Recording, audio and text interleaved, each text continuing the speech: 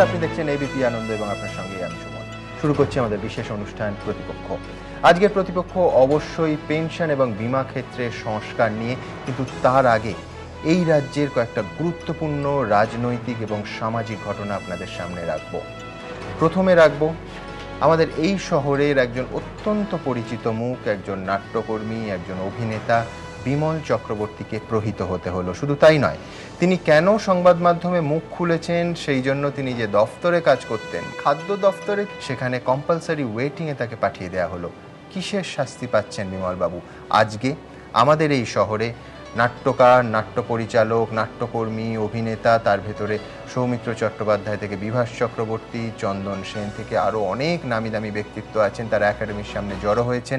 আপনাদের মনে থাকবে যে নন্দীগ্রামের ঘটনার পর ঠিক এইভাবে সমস্ত ক্যাম্প, শিবির, ওরা আমরা বিভাজন ভেঙে নাট্যকর্মীরা, নাট্য পরিচালক, নাট্যকাররা, নাট্য ব্যক্তিত্বরা এইভাবে প্রতিবাদে পথে নেমেছিলেন। আজকে বিমল চক্রবর্তীর সঙ্গে হওয়া ঘটনার প্রতিবাদে তারা প্রতিবাদে রাস্তায় নেমেছেন। আপনাদের প্রথমে এই অনুষ্ঠানের প্রথমে সেই ঘটনা দেখাবো, কিন্তু তার আগে এই মুহূর্তে স্টুডিওতে যারা আমাদের সঙ্গে যোগ দিয়েছেন তাদের কথা বলবো। আমার একদিকে রয়েছেন কংগ্রেস নেতা নির্বেদ রায়, তার পাশে আছেন তথাগত রায় বিজেপি নেতা, স্বপন বন্দ্যোপাধ্যায় সিপিআই নেতা এবং অর্থনীতিবিদ দেবনারায়ণ সরকার। আমার অন্যদিকে আছেন সুতপা চক্রবর্তী, বিমল চক্রবর্তী যার কথা বলছিলাম তার স্ত্রী। আমাদের সৌভাগ্য তিনি স্টুডিওতে এসেছেন।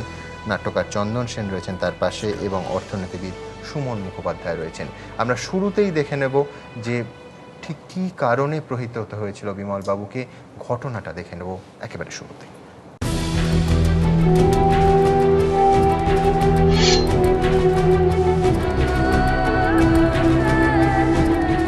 কম্পালসারি ওয়েটিংয়ে পাঠানো হলো বরানগরের ইউবি কলোনির বাসিন্দা নাট্যকর্মী বিমল চক্রবর্তীকে।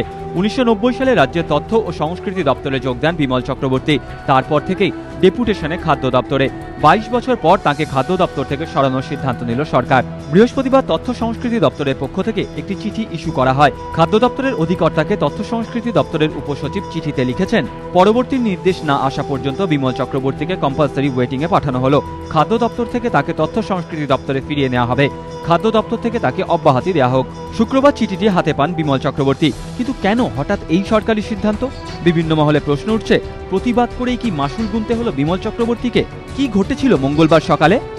বরানগরের ইউবি কলোনির বাসিন্দা নাট্যকর্মী বিমল চক্রবর্তীর অভিযোগ, সিপিএমের মিছিলে যাওয়ার অভিযোগে মঙ্গলবার বরানগর বাজারে তৃণমূল সমর্থকরা মাছ ব্যবসায়ীদের বসতে দিচ্ছিলেন না। বিমলবাবু প্রতিবাদ করলে স্থানীয় যুবকরা তাঁর সঙ্গে বচসায় জড়িয়ে পড়েন। অভিযোগ, তাকে মেরে ফেলার হুমকি দেওয়া হয়। মঙ্গলবার এই ঘটনার পর বুধবার বরানগর থানায় অভিযোগ দায়ের করেন তিনি। পরিবারের অভিযোগ, শুধু প্রাণে মেরে ফেলার হুমকিই নয়, মঙ্গলবার গভীর রাত পর্যন্ত বাড়ির বাইরে তাণ্ডব চালায় বাইক বাহিনী। যখন এই প্রতিবাদটা জোরালো আমি করতে গেলাম, তখন হঠাৎ আমাকে একটা আচমকা ধাক্কা মেরে দেয় এবং আমি সেটা অতর্কিতে ঘটে যায়, আমি বিস্মিত হয়ে যাই। তা আমি ঘটনায় অত্যন্ত মর্মাহত এবং আমার কাল রাত থেকে আমি ঘুম হচ্ছে না এবং তারা আমাকে বলে যে বেশি বাড়াবাড়ি করলে হাওয়া করে দেবো। পাড়ারই ছেলে, বাইরের ছেলেও ছিল এবং আমি এটা লক্ষ্য করে দেখেছি যে কোনো ঘটনা ঘটলেই পাড়ার ছেলেরা শুরু করে, তারপরে একটা বাইক বাহিনী এসে ঢুকে পড়ে পাড়ায়। কোথার থেকে আসে জানি না, বেপাড়ার ছেলেরাই বেশি তখন দেখা যায়। যদিও সব অভিযোগ অস্বীকার করেছে স্থানীয় তৃণমূল নেতৃত্ব। মাছওয়ালারা বাজারে বসেন, মাছ বিক্রি করেন, তারা সকালবেলা তো মাছ নিয়ে বসলেন না ওই দিন, সঙ্গে সঙ্গে আরও সমস্ত বাজারে সবজি বিক্রেতা তাদের এক জায়গায় জড়ো করেন। রাস্তায় তো পরিষেবার জন্য বসে, তারপর মাছওয়ালাটা বসলো না, তখন পাড়ার লোকেরা তার বিরুদ্ধে যাবে না? সেই কারণে পাড়ার লোকেরা মিলে বললো, আপনি কেন সেদিন বসলেন না, তাহলে আজকে বসবেন না। নিরাপত্তার ব্যবস্থা না করে কেন এই সরকারি সিদ্ধান্ত? প্রশ্ন উঠতে শুরু করেছে বিভিন্ন মহলে। সিদ্ধান্তের সমালোচনায় সরব হয়েছেন বিদ্বজ্জনেরা। ঘটনার জেরে নিরাপত্তাহীনতায় ভুগছেন নাট্যকর্মী বিমল চক্রবর্তীর পরিবার। দিন কাটছে আতঙ্কে। প্রশ্ন উঠছে, তৃণমূলের বিরুদ্ধে প্রতিবাদ করার ফলে কি এই শাস্তি?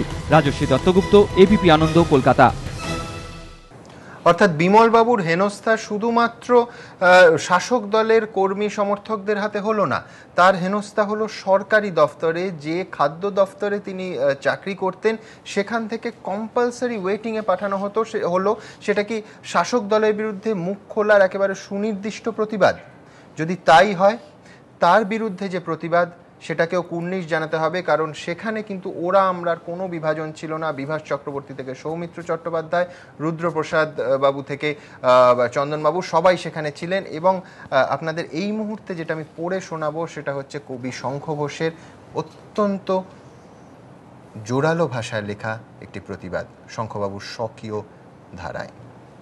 গত কয়েক মাস ধরে আমি বলে আসছি যে গোটা রাজ্যে মস্তান বাহিনী, অবাধ উচ্ছৃঙ্খল আচরণ সরকারি নিয়ন্ত্রণের বাইরে চলে যাচ্ছে। এরই একেবারে সাম্প্রতিক উদাহরণ নাট্যশিল্পী বিমল চক্রবর্তীর ওপর অন্যায় আক্রমণ। এর জন্য কি অন্যায়কারীরা শাস্তি পাবে, নাকি উল্টে আক্রান্তকেই পেতে হবে শাস্তি? আমাদের গোটা সমাজ জীবনের দুশ্চিন্তা এখন এটাই। বিমল আজ যেভাবে লাঞ্ছিত, সে বিষয়ে কোনো প্রতিকার যদি এখনই না ঘটে, তাহলে যে কোনো নাগরিকের কপালেই এ বিষয়ে লাঞ্ছনা জুটতে পারে। এমনই এক আতঙ্কজনক পরিবেশের মুখে আমরা দাঁড়িয়ে আছি আজ। দল বা সরকার এর প্রতিকারের কথা একটু ভাবুন। শঙ্খ ঘোষের অত্যন্ত জোরালো প্রতিবাদ। গত কয়েক মাস ধরে আমি বলে আসছি যে গোটা রাজ্যে মস্তান বাহিনীর অবাধ উচ্ছৃঙ্খল আচরণ সরকারি নিয়ন্ত্রণের বাইরে চলে যাচ্ছে। এরই একেবারে সাম্প্রতিক উদাহরণ নাট্যশিল্পী বিমল চক্রবর্তীর ওপর অন্যায় আক্রমণ। এর জন্য কি অন্যায়কারীরা শাস্তি পাবে, নাকি উল্টে আক্রান্তকেই পেতে হবে শাস্তি? আমাদের গোটা সমাজ জীবনের দুশ্চিন্তা এখন এটাই। বিমল আজ যেভাবে লাঞ্ছিত, সে বিষয়ে কোনো প্রতিকার যদি এখনই না ঘটে, তাহলে আমাদের যে কোনো নাগরিকের কপালেই এ বিষয়ে লাঞ্ছনা জুটতে পারে। এমনই এক আতঙ্কজনক পরিবেশের মুখে দাঁড়িয়ে আছি আজ। দল বা সরকার এর প্রতিকারের কথা একটু ভাবুন। আজকে যে নাট্য ব্যক্তিত্বরা জড়ো হয়েছিলেন তারাও এই বিষয়ে প্রতিবাদ জানিয়েছেন এবিপি আনন্দের কাছে। দেখব। আমি যদি ধরে নিই বিমলদা থিয়েটারের লোক যদি নাও হয়, মানে এই শহরের মানুষ, এই রাজ্যের মানুষ, ফলে যে অন্যায়টা তার সঙ্গে হয়েছে সেটার প্রোটেস্ট করাটা আমাদের সকলের কর্তব্য। সেটা শুধু থিয়েটারের মানুষ বলে আমরা মনে করছি না। এই ব্যবস্থাটার তো বদল চেয়েছিলাম আমরা, ফলে সেইটার মানে আরো কদর্য একটা রূপ দেখতে পাচ্ছি, সেটা ফলে খারাপ লাগছে। বিমলদার মতো একজন পরিচিত মানুষ, একজন যিনি চলচ্চিত্রে অভিনয় করেন, টেলিভিশনে অভিনয় করেন, মঞ্চে এতদিন ধরে অভিনয় করছেন, তার সঙ্গে যদি এটা ঘটতে পারে তাহলে সাধারণ মানুষ তার সঙ্গে কি ঘটবে? কার্টুন আঁকা থেকে শুরু করে এই ঘটনাটা পর্যন্ত যে কোনোরকম প্রতিরোধের স্বরকে, প্রতিবাদী স্বরকে তার সেই স্বরকে শুনতে দেওয়া হবে না, তাকে দমন করা হবে। নিশ্চয়ই মমতা দেবী মনে রাখবেন যে আমি একটা সর্বভারতীয় পার্টির নেত্রী বটে, কিন্তু আমি পশ্চিমবঙ্গের মুখ্যমন্ত্রী হিসেবে যে লোকগুলো বিমলকে ধাক্কা মেরে ফেলে দিল সেই লোকগুলোও মুখ্যমন্ত্রী আমি, আর বিমল যে ধাক্কা খেয়ে পড়েছে তারও মুখ্যমন্ত্রী আমি। কাজেই উনি নিশ্চয়ই রাজধর্ম পালন করবেন এবং দেখবেন যাতে জাস্টিস হয় আর কি। এই আক্রমণ নতুন কিছু নয়। পরিবর্তনে তো মানুষের মনের পরিবর্তন অত সহজে ঘটে না। মানে আমার সঙ্গে যার মতের মিল নয় তাকে এইভাবেই ঠান্ডা করতে হয়, কিংবা এইভাবেই তাকে কি বলবো ডান্ডা মারতে হয়। এগুলো তো হয়ে এসছে চিরকাল। আমরা এই রকম একটা নিরাপত্তাহীনতার মধ্যে রয়েছি, যেখানে একজন পরিচিত নাট্যকর্মী তাকেও হেকল করা হচ্ছে, তাকেও এমন পরিস্থিতির মুখোমুখি হতে হচ্ছে যেটা কাম্য নয়। সেইটা তাহলে সাধারণ মানুষের কি হবে?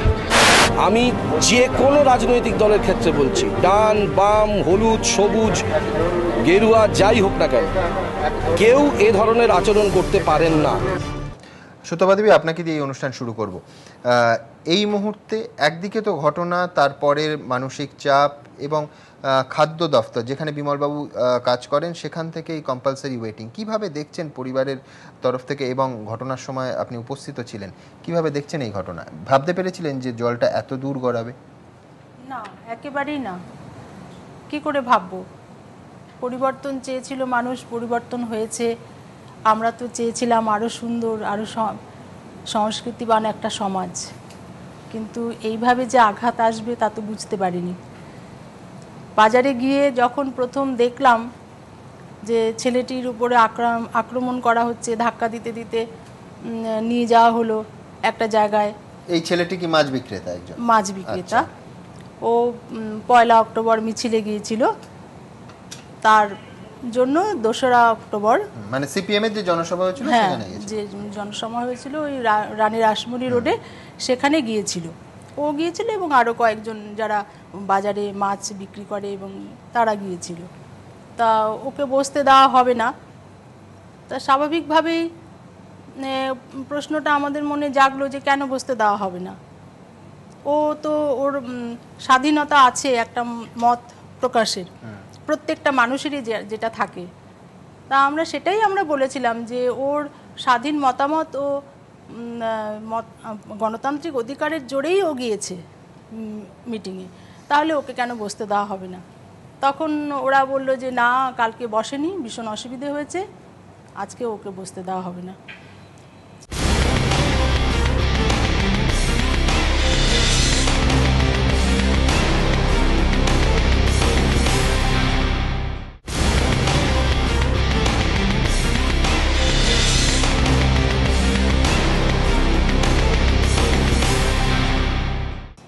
আমরা তখন বললাম যে এটা তো হতে পারে না, প্রত্যেকেরই অধিকার আছে মিটিংয়ে যাওয়া, মিছিলে যাওয়া, তৃণমূলের মিটিংয়ে যাবে, বামফ্রন্টের মিটিংয়ে যাবে, কংগ্রেস বিজেপি যখনই যে মিটিং করবে, যে আদর্শে যে বিশ্বাস করে সেই মিটিংয়ে সে যাবে, সেই হেতু সে গিয়েছে।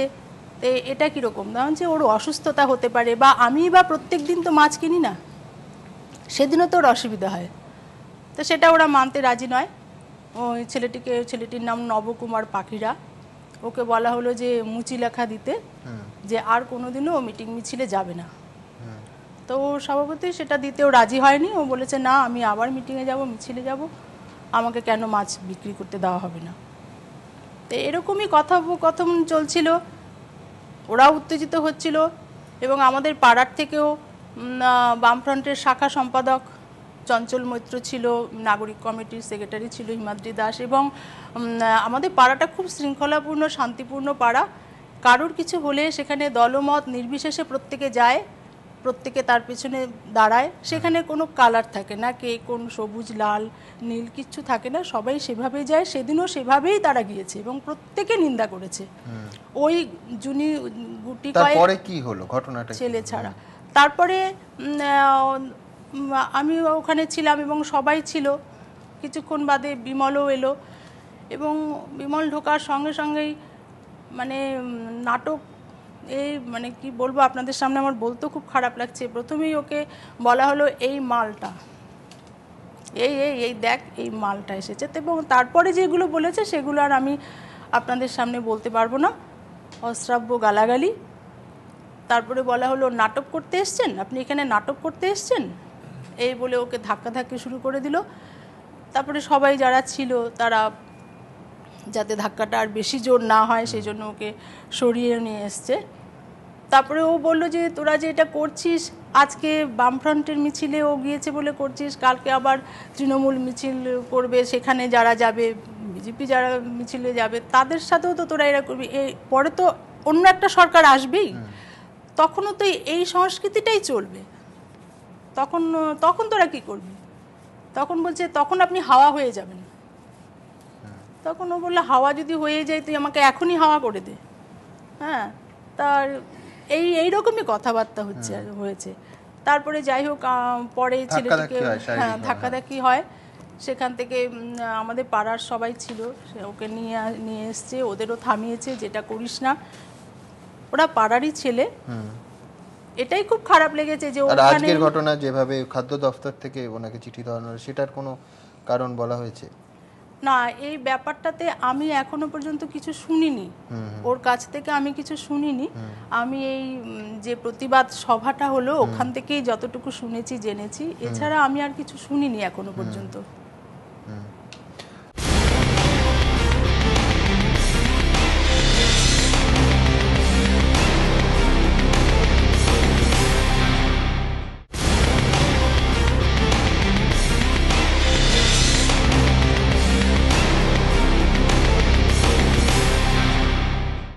চন্দনবাবুর কাছে আসবো। চন্দনবাবু, এই আজকের যে সভাটা হলো এটার সব থেকে অত্যন্ত নক্কারজনক একটা ঘটনার প্রতিবাদের সভা, কিন্তু বোধহয় সব থেকে ইতিবাচক দিক যেটা মনে হচ্ছে যে রাজনৈতিক দল, ঝান্ডার রং, ব্যানার কোথাও কিছু ছিল না। যেটা ছিল সেটা হচ্ছে ওরা আমরার বিভেদ মিশে গিয়ে আজকে নাট্য ব্যক্তিত্বরা, অভিনেতারা প্রতিবাদ জানালেন। আপনার কি মনে হয়? আসলে আমরা যারা দীর্ঘদিন ধরে সংস্কৃতি চর্চায় নিযুক্ত হয়ে রয়েছি, আমরা এমন একটা স্পেস চাইছিলাম যেখানে এই ধরনের কোনো বিভাজনটা থাকবে না।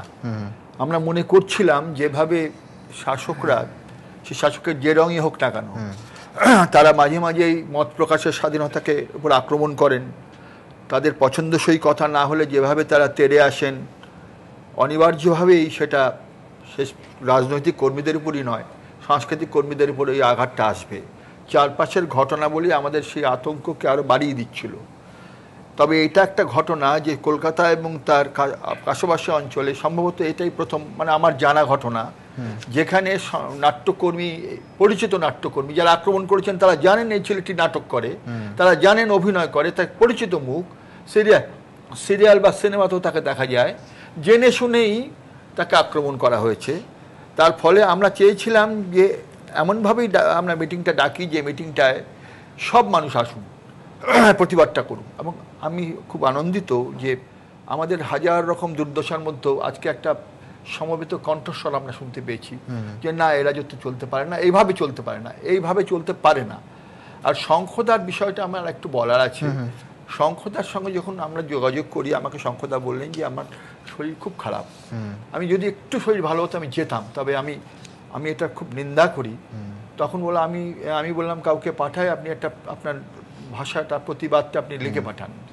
তারপরে বোধহয় ওখানে যোগাযোগ করে গিয়ে এটা তার হাত থেকে এসছে। কিন্তু শঙ্খদা যে আশঙ্কাটা প্রকাশ করেছেন তার চিঠির মধ্যে, যে মাস্তান বাহিনী দাপিয়ে বেড়াচ্ছে এবং এমন একটা পরিবেশ তৈরি হচ্ছে যেখানে আক্রমণকারী শাস্তি পাচ্ছে না, আক্রান্তই শাস্তি পাচ্ছে, উল্টে আক্রান্তকেই শাস্তি পেতে হবে। শঙ্খদা তখন জানেন না যে আক্রান্তই শাস্তি পাচ্ছে।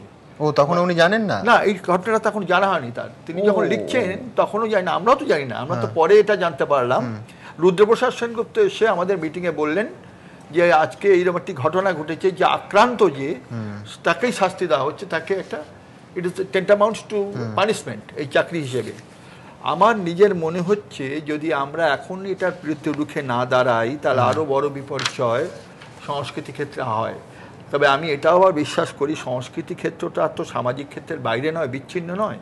সামাজিকভাবে যে রকম একটা বিভৎসা চলছে তাতে হয়তো এই ধরনের ঘটনার একটা অনিবার্যভাবে ঘটবে এবং তার কন্ট্রোল কারোর হাতেই থাকবে না। আজকে বিভাসদা এসেছিলেন আমাদের সভায়। বিভাসদা এসে তিনি পূর্ণ দিনের কিছু ঘটনা বললেন, যে বামফ্রন্টের আমলে যে ঘটনাগুলো ঘটেছিল। আমরা তখন বিভাসদাকে স্মরণ করে দিলাম যে সেই ঘটনার প্রেক্ষিতেও আমরা কিন্তু প্রতিবাদ করেছিলাম। এই কারণেই করেছিলাম যে আমরা মনে করেছিলাম কোনোটা হওয়া উচিত নয়। এবং বামফ্রন্টের আমলেও বামফ্রন্ট বিরোধী নাটক অজস্র হয়েছে, এই কলকাতার মঞ্চেই হয়েছে, কেউ বাধা দেয়নি, কিন্তু কোনো কোনো ক্ষেত্রে নিশ্চয়ই কিছু বাধা সৃষ্টি করেছিল কিছু বাহিনী। কিন্তু মজার কথা এই যে বিমল চক্রবর্তী আক্রান্ত হলো, এই বিমল চক্রবর্তী কিন্তু বামফ্রন্টের আমলেও যারা মাস্তানি করছিল বিভিন্ন পার্টির সুযোগ সুবিধা নিয়ে, আমি নির্দিষ্টভাবে জানি, সুতোবারও ভালো বলতে পারবেন, যে সেই ক্ষেত্রেও সে প্রতিবাদ করেছে এবং সে দাঁড়িয়ে বলেছে যে তোরা কোথাকার লেফট আমি জানি না, তোরা যদি এইভাবে যদি করিস তাহলে কিন্তু আমি কিন্তু তোদের বিরুদ্ধে আছি। মানে এই যে প্রতিবাদটা সম্ভবত নাটক একটা সমষ্টিগত শিল্প, সেই সমষ্টিগত চেতনা থেকেই সে মাছ বিক্রেতার পাশে গিয়ে দাঁড়ায়, সে সত্যি কথাটা বলতে পারে এবং সে মনে করে যেখানে অন্যায় সেখানে প্রতিবাদটা হওয়া দরকার।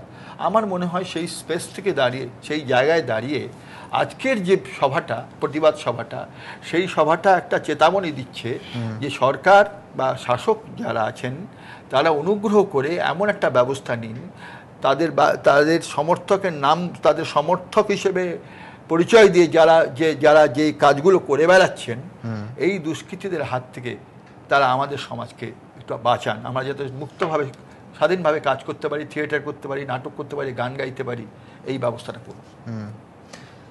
একটা অন্যায়ের কথার পাশাপাশি নির্বেদদার কাছে যাওয়ার আগে আপনাদের আরেকটা ঘটনা দেখাবো। আপনাদের মনে থাকবে যে মমতা বন্দ্যোপাধ্যায় মুখ্যমন্ত্রী হওয়ার পর সরাসরি অভিযোগ উঠেছিল এবং তারপরে সরকারি স্তরে ব্যবস্থাও নেওয়া হয়। প্রাক্তন সাংসদ মোহাম্মদ সেলিমের স্ত্রীর বিরুদ্ধে অভিযোগ উঠেছিল যে তিনি হাসপাতালের একটা জায়গা দখল করে, একটা বড় জায়গা দখল করে আছেন যেখানে অন্তত 50টি বেড রাখা যায়, তারপরে সেই জায়গা তাকে ছেড়ে দিতে হয়। এই সরকারের 1.5 বছরের মাথায় আপনাদের আজকে দুটো ঘটনা দেখাবো। একটা, সেই তৃণমূল কংগ্রেস যার নেত্রী প্রাক্তন সাংসদের স্ত্রীর ব্যাপারে সরব হয়েছিলেন, হাসপাতাল দখল করে পার্টি অফিস গড়ে উঠছে, সেখানে শাসক দলের বিরুদ্ধে অভিযোগের তীর। পাশাপাশি আপনাদের দেখাবো যে সরকারি জমিতে শাসক দলের পার্টি অফিস নির্মাণ হচ্ছে। পাশাপাশি এই দুটো ঘটনা আপনাদের সামনে রাখবো। আমাদের এই শহরে, শহরতলিতে শাসক দলের বিরুদ্ধে অভিযোগের তীর, দুটি ঘটনাতেই দেখুন।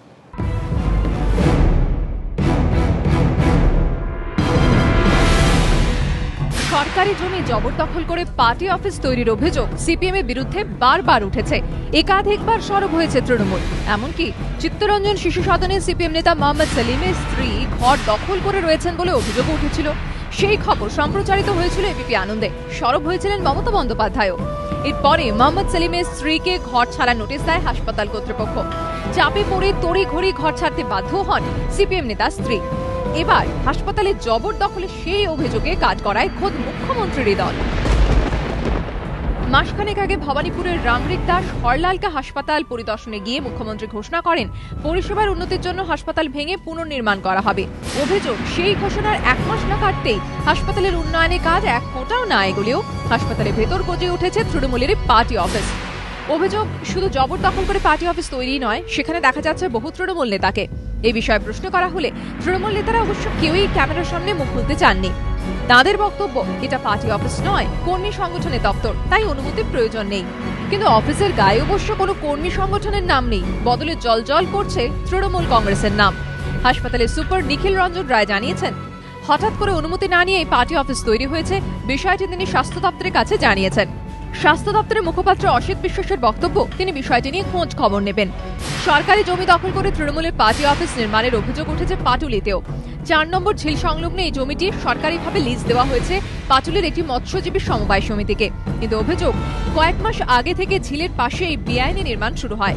মৎস্য দপ্তর সূত্রের খবর, গত আগস্টে চিঠি দিয়ে পাটুলি থানাকে বেআইনি নির্মাণ সম্পর্কে জানানো হয়, কিন্তু তা সত্ত্বেও পুলিশ কোনো ব্যবস্থা নেয়নি বলে অভিযোগ। পুলিশকে জানানো হলো, আমার ডিপার্টমেন্ট যখন পুলিশকে জানিয়েছিলেন যে কনস্ট্রাকশনটা চলছে, এবং সেটা প্রায় মাসখানেক পরেও দেখা গেল সেটা তো আপনার কাজটা বন্ধ তো হলোই না, বরং একটা বাইরের দিকে একটা স্ট্রাকচার করে, টেম্পোরারি স্ট্রাকচার করে প্যান্ডেল মতো করে ভেতরে তারা কনস্ট্রাকশনের কাজটা করছিল, যাতে গোপন রাখা যায় ব্যাপারটা, বা যে হঠাৎ করে বাইরে থেকে কেউ বুঝতে না পারে। স্থানীয় বাসিন্দাদের অভিযোগ, তৃণমূল নেতা নান্টু পালের নেতৃত্বেই তৈরি হচ্ছে পার্টি অফিস। যদিও নান্টু পালের দাবি ঝিলের পাশে আগে বসার জায়গা ছিল, সেখানেই ক্লাব বানানো হচ্ছে। আমাদের টিএমসির পার্টি অফিস এখানে করেছে নান্টু পালের নেতৃত্বে। আমরাও লোকাল ছেলে, আমরা এখানে জানিয়েছিলাম পার্টি অফিসটা যাতে না হোক, কিন্তু ওরা কেউই কথা শোনেনি, জোর করে এটা করেছে। এটা লবি গন্ডগোল কেউ পরিকল্পনা করছে, এটা আমাদের কোনো পার্টি অফিস নয়, এটা আমাদের বসার ঘর ক্লাব। না, জমিটা তো ফিশারিজ ডিপার্টমেন্টের। হ্যাঁ, আমরা বসি ওখানে, ক্লাব ওটা দীর্ঘদিন যাবৎ ছিল, বুঝলেন? ওখানে আমাদের বসার ঘর, বেড়ার ঘর দীর্ঘদিন যাবৎ ছিল। এই বেড়াটা ভেঙে যেত, এটাকে আমরা একটু পাকা করে নিলে আমাদের ক্লাব বসার ঘর। এই ঘটনায় স্বাভাবিকভাবে বিভিন্ন মহলে প্রশ্ন উঠেছে, যেখানে মুখ্যমন্ত্রী বলছেন প্রশাসনের কাজে দলীয় হস্তক্ষেপ মানা হবে না, দলতন্ত্র নির্মূল করা হবে, সেখানে হাসপাতালে তৃণমূলের পার্টি অফিস কি করে গড়ে ওঠে? কিভাবে সরকারি জমিতে পার্টি অফিস নির্মাণের অভিযোগ ওঠা সত্ত্বেও পুলিশ নীরব থাকে? তাহলে কি পার্টি অফিস তৈরির সাহসের নেপথ্যে রয়েছে শাসক দলেরই ছত্রছায়া? উঠছে প্রশ্ন। নিমাই পাণ্ডে ও প্রকাশ সিংহর রিপোর্ট, এবিপি আনন্দ।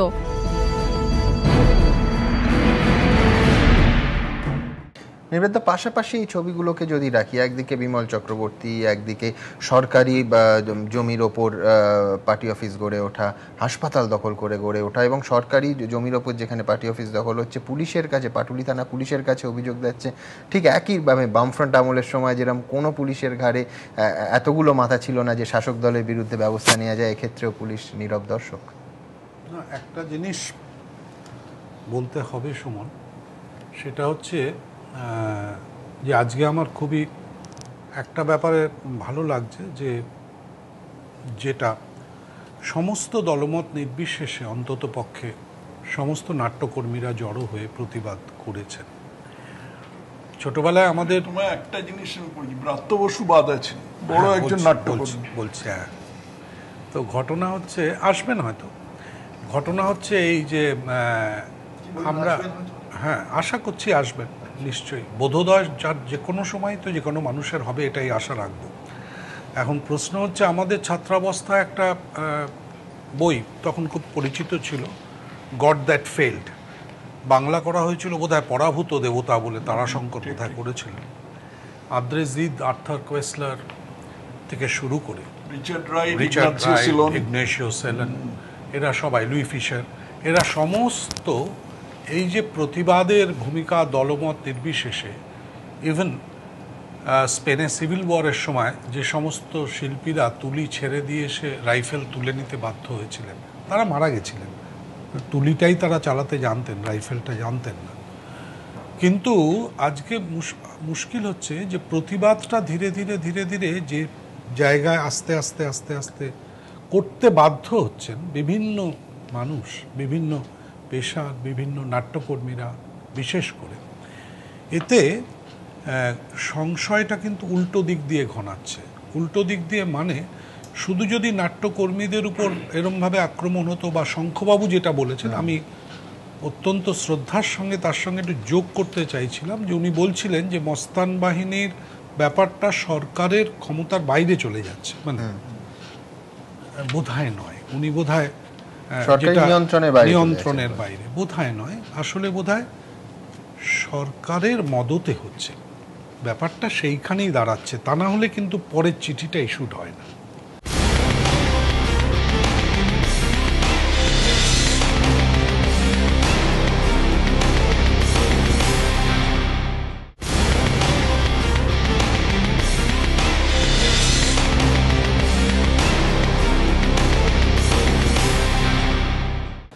সরকারের মদতে যদি না হয়, তাহলে ওই দিকের ওই ঘটনাটা ঘটে যাওয়ার পরের চিঠিটা কিন্তু ভদ্রলোককে ওখান থেকে এফসিআই থেকে ডেপুটেশন ছড়িয়ে এনে তাকে পাঠিয়ে দেওয়া, পরবর্তীকালে সংস্কৃতি ডিপার্টমেন্টে আবার জয়েন করা, যতটুকু আমি বুঝলাম। হ্যাঁ, কম্পালসারি। এক মিনিট শুধু একটা ইন্টারফেয়ার করে বলি যে আজকে সভার শেষে আমরা যখন বললাম যে এই সার্কুলার যেটা রুদ্রদা বলছেন এটা দেওয়া হয়েছে, এটা প্রত্যাহার করতে হবে, যারা আছেন হাত তুলুন, প্রত্যেকে হাত তুলে এটা বলেছেন, এটা আমাদের দাবি, এই সার্কুলার অবিলম্বে প্রত্যাহার করা হোক।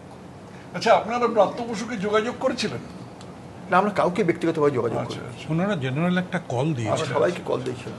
তো সুতরাং আমার মনে হচ্ছে যেটা উল্টো দিকের আশঙ্কা, সেটা হচ্ছে সরকারের টেন্ডেন্সিটা, আগের সরকারের টেন্ডেন্সি ছিল একটা অর্গানাইজড মিলিশিয়া, এবং তার সঙ্গে সরকারি নিয়ন্ত্রণে সেই মিলিশিয়াটাকে তারা পাঠাতেন, কাজ করাতেন, যেটা বারবার বিভিন্ন বক্তারা বলছেন। এক্ষেত্রে যেটা দাঁড়াচ্ছে সেটা হচ্ছে গিয়ে একটা কেওটিক সিচুয়েশন, যেখানে অ্যাডমিনিস্ট্রেশন নেই, যেখানে কোনো কিচ্ছু নেই, এবং কার্যত একটা ব্যক্তিগত ফ্যাসিজম, মানে আমি মনে করছি ক্ষমতাটা আমার মাথার উপর চড়ে গেছে, আমি যা ইচ্ছা করতে পারি, এই পতাকাটা নিয়ে আমার সরকার আছে, ওখানে পুলিশকে যে কোনো মুহূর্তে আমি যে কোনো কথা বলতে পারি, পুলিশ আমার দাসানুদাস গোছের আর কি। এই ধরনের মানসিকতাটা এক ধরনের নিকৃষ্ট মানের বুদ্ধিহীন ফ্যাসিজমকে তৈরি করে, যেটা ভয়ঙ্কর।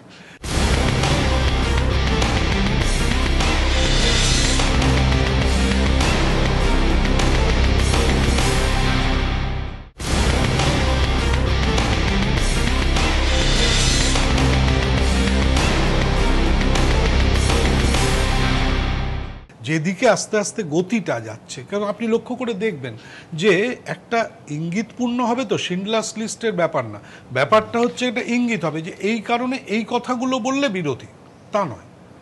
একটা জিনিস, একটা কেউ কিছু করতে গেলে তার জন্য 10টা লোক এসে হাজির হচ্ছে, আমার কিছু নজরানা আছে, অমুক কিছু জায়গায় পুজোর ব্যাপার আছে, অমুক নেতার বলে পাঠিয়েছে।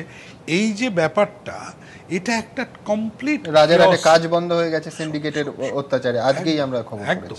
সেই জন্যই আমি ওই ঘটনার পরিপ্রেক্ষিতেই বলছি যে ফলে এই যে পরিবেশটা তৈরি হচ্ছে, এই পরিবেশটার মধ্যে দাঁড়িয়ে এটা কিন্তু খুব পরিষ্কার যে শুধুমাত্র ব্যক্তি পুজো করা যেতে পারে, তাও নিজেদের মধ্যে। তারপরের পর্যায়টা যেটা, সেটা হচ্ছে কি আমার পাড়ায় আমি সেই ব্যক্তি এবং আমাকেই শেষ পর্যন্ত আমার কথাটাই মেনে চলতে হবে। যদি কেউ না মানে তাহলে তিনি অমর্ত্য সেন হলেও যা ব্যবহার হবে, একজন কংগ্রেস কর্মী সাধারণ হলেও তাই ব্যবহার হবে, একজন সিপিএম কর্মী হলেও তাই হবে, একজন বিজেপি কর্মী হলেও তাই হবে। সাধারণ মানুষ হলে তো কথাই নেই।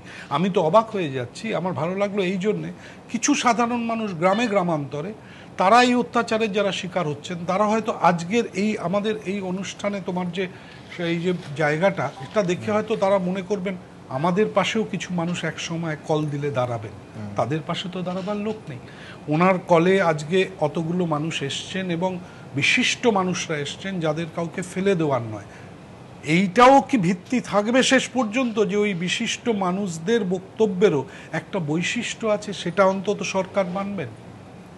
নাকি জাস্ট একজন মাস্টার মশাইকে যখন তখন জেলে পুরে দেওয়া যায়, একজন সেই বিশিষ্টদেরও হল একটু কম পাবেন, তারা কম পাবেন, আক্রান্ত সরকারি অনুষ্ঠান একটু কম দেওয়া হবে। আক্রান্ত মানুষরাই আলটিমেটলি অভিযুক্ত হচ্ছেন, যে সমাজে অভিযুক্ত হন। একটাই শুধুমাত্র আমাদের সামনে যদি বলতে পারি একটাই ক্ষীণ আলোক রেখা, সেটা হচ্ছে এরা এখনো দেশের অধিপতি হয়নি, শুধুমাত্র একটি রাজ্যে আছে এবং স্বাভাবিকভাবেই একদম মগের মুলুক তৈরি হয়ে গেছে। এটা এখনোই শেষ কথাটা আমরা বলে দেওয়ার মতো অবস্থায় আসেনি। আমরা মনে করব প্রতিবাদের জায়গাটা রয়েছে এবং সেই প্রতিবাদের জায়গাটা যখন আস্তে আস্তে আস্তে আস্তে উঁচু হবে, তখন কিন্তু এই যে লোকাল যারা মস্তান, লোকাল মস্তান বাহিনী, শঙ্খবাবুর ভাষায়, এই মস্তান বাহিনী বা বাইক বাহিনীরা, এরা কিন্তু খুব তাড়াতাড়ি অদৃশ্য হবে। অদৃশ্য হয়েওছে গতবার। অনেক মস্তান বাহিনী, অনেক বাইক বাহিনী মানুষের সমবেত প্রতিক্রিয়ায় অদৃশ্য হয়ে গেছে। ফলে যিনি দেবতা হন, দেবী হন, পরাভূত হতেই হবে, কিচ্ছু করার নেই। সরকারের টেন্ডেন্সির কথা হচ্ছিল, কিন্তু আজকে সরকারের দিক থেকে খুব গুরুত্বপূর্ণ একটা ঘোষণা হয়েছে। যেসব কেন্দ্রীয় প্রতিমন্ত্রীরা বা কেন্দ্রীয় মন্ত্রীরা সদ্য অফিসাররা হয়েছেন, তারা নতুন কাজ পেয়েছেন। তার কারণ বিভিন্ন গুরুত্বপূর্ণ দফতরে তারা মন্ত্রীদের সহায়তা করবেন উপদেষ্টা হিসেবে, এবং তাতে যথেষ্ট হেভিওয়েট নাম আছে দুপক্ষেই, মন্ত্রীর পক্ষেও এবং যারা অবশ্যই কেন্দ্রীয় প্রতিমন্ত্রী বা মন্ত্রী হয়েছেন সে পক্ষেও।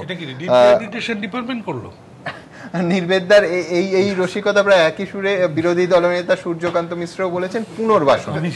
আমি একটু উদাহরণ দিই, সেটা হচ্ছে সুব্রত মুখোপাধ্যায় পঞ্চায়েত মন্ত্রী, তার দফতরে কাজ দেখবেন এবং তাকে উপদেশ দেবেন, উপদেষ্টা হিসেবে কাজ করবেন শিশির অধিকারী। ফিরাদ হাকিম, ববি হাকিম নগর উন্নয়ন দফতরের মন্ত্রী। সুদীপ বন্দ্যোপাধ্যায় তার উপদেষ্টা হিসেবে কাজ করবেন। শিল্পমন্ত্রী পার্থ চট্টোপাধ্যায় তার উপদেষ্টা হিসেবে কাজ করবেন সৌগত রায়। পরিবহন মন্ত্রী মদন মিত্রের দফতরের পরিবহন দফতরের উপদেষ্টা হিসেবে কাজ করবেন মুকুল রায়। রজপাল সিং পর্যটন দফতর, তার উপদেষ্টা হবেন দীনেশ ত্রিবেদী। শ্যামল মণ্ডল সুন্দরবন উন্নয়ন মন্ত্রী, তার উপদেষ্টা হবেন সিএম জটুয়া। এবং মুখ্যমন্ত্রী নিজের হাতে সংখ্যালঘু উন্নয়ন দফতর হচ্ছে সুলতান আহমেদ, তার উপদেষ্টা হিসেবে কাজ করবেন। আমরা দেখে নেব সরকারের এই সিদ্ধান্ত এবং তার প্রাথমিক প্রতিক্রিয়া। তৃণমূলের প্রাক্তন কেন্দ্রীয় মন্ত্রীদের রাজ্যে পুনর্বাসন। মুখ্যমন্ত্রীর নির্দেশে ইউপিএ 2 থেকে দলের পদত্যাগী 6 মন্ত্রী এবং সাংসদ দীনেশ ত্রিবেদীকে নিয়ে গঠিত হল উপদেষ্টা মণ্ডলী। মুখ্যমন্ত্রীকে সরাসরি রিপোর্ট করবেন এরা। সরকারের দাবি, এই উপদেষ্টা মণ্ডলী গঠনের ফলে কাজে গতি আসবে। প্রাক্তন কেন্দ্রীয় মন্ত্রীরা তাদের অভিজ্ঞতাকে কাজে লাগিয়ে প্রয়োজনীয় পরামর্শ দেবে সংশ্লিষ্ট দপ্তরগুলিকে। উপদেষ্টা মণ্ডলীতে প্রত্যেককে আলাদা আলাদা দপ্তরের দায়িত্ব দেওয়া হয়েছে, তাঁরা বসবেন মহাকরণেই। পরিবহন দপ্তরের উপদেষ্টা হচ্ছেন মুকুল রায়। শিল্প ও তথ্য প্রযুক্তি দপ্তরের দায়িত্ব সৌগত রায়কে। নগর উন্নয়ন দপ্তরের উপদেষ্টা সুদীপ বন্দ্যোপাধ্যায়। গ্রাম উন্নয়নের দায়িত্বে শিশির অধিকারী। পর্যটন দপ্তরের দায়িত্ব দেওয়া হয়েছে দীনেশ ত্রিবেদীকে। সুন্দরবন উন্নয়নের দায়িত্ব চৌধুরী মোহন জাটুয়ার এবং সংখ্যালঘু উন্নয়ন দপ্তরের দায়িত্ব দেওয়া হল সুলতান আহমেদকে। কিন্তু ইতিমধ্যেই এই নিয়োগকে ঘিরে বিভিন্ন মহলে প্রশ্ন উঠতে শুরু করেছে। আমলাদের একাংশের প্রশ্ন, মন্ত্রী এবং উপদেষ্টা উভয়ে সরাসরি মুখ্যমন্ত্রীকে রিপোর্ট করবেন, তাহলে কার নির্দেশ চূড়ান্ত বলে গণ্য হবে? দুজনের সুপারিশ ভিন্ন হলে কোনটা অনুসরণ করবেন আমলারা? রাজনৈতিক মহলের ব্যাখ্যা, পরিবহন দপ্তরের স্বাধীন দায়িত্বপ্রাপ্ত রাষ্ট্রমন্ত্রী হলেন মদন মিত্র। তার উপর কাকে বসানো হলো? মুকুল রায়কে, যিনি রেল মন্ত্রক সামলেছেন, সেই সঙ্গে দলের সর্বভারতীয় সাধারণ সম্পাদকও। অর্থাৎ ধারে ভারে মদন মিত্রের চেয়ে অনেক এগিয়ে। তাহলে কার নির্দেশ চূড়ান্ত হবে তা নিয়ে ধোঁয়াশা তৈরি হওয়ার আশঙ্কা রয়েছে, যদিও মদন মিত্র এমনটা মানতে নারাজ। আমি অত্যন্ত খুশি এই কারণে যে মুকুল রায় এবং আমরা দীর্ঘদিনের বন্ধু সহকর্মী, এবং মুকুল অত্যন্ত প্র্যাকটিক্যাল রিয়েলিস্টিক। মুকুল যেটা আমায় কথা দিয়েছে যে ওর প্রচন্ড রাজনৈতিক ব্যস্ততার মধ্যেও ও যতখানি সম্ভব ও সময় দেবে। ফলে মুকুল আশায়, আগে তো আমাদের একটা গ্রুপ অফ মিনিস্টার ছিল, তারপরে মুকুল আশায় এটা আরো ভালো হলো। পাশাপাশি প্রশ্ন উঠেছে, কাজে গতি আনতে এই পদক্ষেপ বলে সরকার দাবি করলেও আদতে মাথা ভারী প্রশাসন হয়ে যাবে না তো? মন্ত্রী ও উপদেষ্টাদের মধ্যে ব্যক্তিত্বের সংঘাত ঘটবে না তো? উদাহরণস্বরূপ বলা যায় গ্রামোন্নয়ন দপ্তরের কথা। সেখানে মন্ত্রী সুব্রত মুখোপাধ্যায়ও যেমন হেভিওয়েট, তেমনি উপদেষ্টা হিসেবে নিযুক্ত শিশির অধিকারীও ধারে ভারে যথেষ্ট ওজনদার, যদিও শিশিরের দাবি সংঘাত হবে না। এখানে আমাদের দায়িত্বই, সুব্রত মন্ত্রী আছেন, তাকে সাহায্য করা। দিল্লির যা প্ল্যান প্রোগ্রাম আমি জানি, অন্য স্টেটে কি হচ্ছে আমি জানি, তা আমার সেই এক্সপিরিয়েন্সকে শেয়ার করে এখানে রাজ্য সরকারকে আমাকে সাহায্য করতে হবে, এটি আমার ডিউটি। আমাদের এক্সপিরিয়েন্সকে দিয়ে গভর্নমেন্টকে সাহায্য করা, তাতে আমলাতান্ত্রিক কে কোথায় কি ভাবলো আমাদের যায়ও না আসেও না। সমালোচকদের একাংশের বক্তব্য, এই নিয়োগের মাধ্যমে বেশ কয়েকজন মন্ত্রী ডানাও ছাড়লেন মুখ্যমন্ত্রী। তাদের মতে শিল্পমন্ত্রী পার্থ চট্টোপাধ্যায়ের কাজে খুশি ছিলেন না মুখ্যমন্ত্রী, সম্ভবত সেজন্যই তার মাথার ওপর বসানো হলো সৌগত রায়কে। একই কথা প্রযোজ্য পর্যটন মন্ত্রী রজপাল সিংহ ও সুন্দরবন উন্নয়ন মন্ত্রী শ্যামল মণ্ডলের ক্ষেত্রেও। সেজন্যই সম্ভবত দুজনের মাথার ওপর দীনেশ ত্রিবেদী ও চৌধুরী মোহন জাটুয়াকে বসানো হলো বলেই মনে করছে রাজনৈতিক মহল। এদিকে এই নিয়োগগুলিকে ঘিরে মুখ্যমন্ত্রীকে কটাক্ষ করেছেন বিরোধী দলনেতা। মুখ্যমন্ত্রী হয় তার মন্ত্রীদের, এই যে 7টা দপ্তরে মন্ত্রী আছেন, তাদের উপরে বিশ্বাস রাখতে পারছেন না। দ্বিতীয়ত এটাও হতে পারে যে যারা প্রাক্তন কেন্দ্রীয় মন্ত্রী ছিলেন তাদের উপরে বিশ্বাস রাখতে পারছেন না, তাদের একটা জায়গায় বসাতে হবে যাতে তারা কেউ ছেড়ে না পালান। দুটোই হতে পারে, কোনটা হতে পারে আমি ঠিক জানি না, কিন্তু এতে কাজের গতি কিছু হবে না, দুর্গতি বাড়বে বলেই মনে হচ্ছে। যদিও সংখ্যালঘু উন্নয়ন দপ্তরের উপদেষ্টা হিসেবে নিযুক্ত সুলতান আহমেদের বিশেষ কোনো কাজ থাকবে না বা সংঘাতের প্রশ্ন উঠছে না বলেই মনে করছে রাজনৈতিক মহল, কারণ খোদ মুখ্যমন্ত্রীর হাতেই রয়েছে এই দপ্তর। এই দপ্তরে সুলতান আহমেদকে নিযুক্ত করে মুখ্যমন্ত্রী সংখ্যালঘুদেরও বার্তা দিলেন বলেই মনে করছেন রাজনৈতিক পর্যবেক্ষকরা। এবিপি আনন্দ। তথাগত আপনার কাছে আসবো দুটো বিষয় নিয়ে। একটা হচ্ছে মাননীয় মুখ্যমন্ত্রী বারবার এই এবিপি আনন্দের স্টুডিওতেও বলেছেন যে তার মন্ত্রিসভা খুব ছোট হবে, কিন্তু তারপরে দেখা গেল যে ছোট মন্ত্রিসভাটা বামফ্রন্ট মন্ত্রিসভার সমান, এখন সেটার সংখ্যা একটু বেড়েও যা গেছে। এবং এই যে উপদেষ্টারা আজকে নতুন অফিস পেলেন, পুরনো কেন্দ্রীয় অফিস ছেড়ে যাদের চলে আসতে হয়েছে, তাদের তো একটা বাড়তি খরচ অবশ্যই, কারণ তারা মহাকরণে বসবেন, আটদালি পাবেন, সচিব পাবেন, গাড়ি পাবেন। তো এই খরচ, এই একটা ব্যয়ভারে নুব্জ সরকার সেটা কি বহন করতে পারবে? এক। আর দুই হচ্ছে যে আমলারা তাহলে কার কথা শুনবেন? দুজন মন্ত্রী, দুজন হেভিওয়েট হলে মিটে গেল, সেখানে তো সংঘাত অনিবার্য বলে অনেকে মনে করছেন। আবার একজন একটু কম হেভিওয়েট, একজন বেশি হেভিওয়েট হলে তাহলে কার বক্তব্য শুনবেন, উপদেষ্টার না মন্ত্রী? এটা কি একটা বিভ্রান্তি তৈরি হবে না? না, ব্যয়ভারে নুব্জ যে তোমার প্রশ্নটা ছিল সেটা সম্পর্কে বলি যে আমরা তো বর্তমান সরকার আসার সময় থেকে দুটো জিনিস একসাথে দেখছি। একদিকে বলা হচ্ছে পশ্চিমবঙ্গের আর্থিক অবস্থা অত্যন্ত খারাপ, গত 34 বছরে পশ্চিমবঙ্গ একেবারে ধারে নিমজ্জিত হয়ে রয়েছে, সেই জন্য কেন্দ্রীয় সরকার থেকে আর্থিক অনুদান দরকার, মরেটোরিয়াম দরকার, নানা রকম সাহায্য দরকার।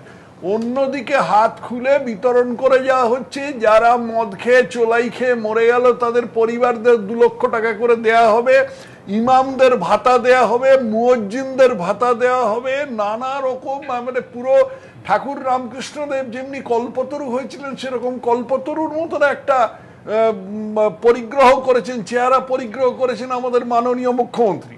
তো এই দুটোকে আমি মেলাতে পারছি না, উনি হয়তো মেলাতে পারবেন। আজকে যে কথাটা উঠেছে যে এই ব্যয়ভারে নুব্জ সরকার কিভাবে এইরকম আরেকটা উপদেষ্টা পরিষদের ভার সামলাবে, সেটা মুখ্যমন্ত্রী বলতে পারবেন, আমার অন্তত মাথায় আসছে না, কারণ 2 4 করলে এটা হয় না।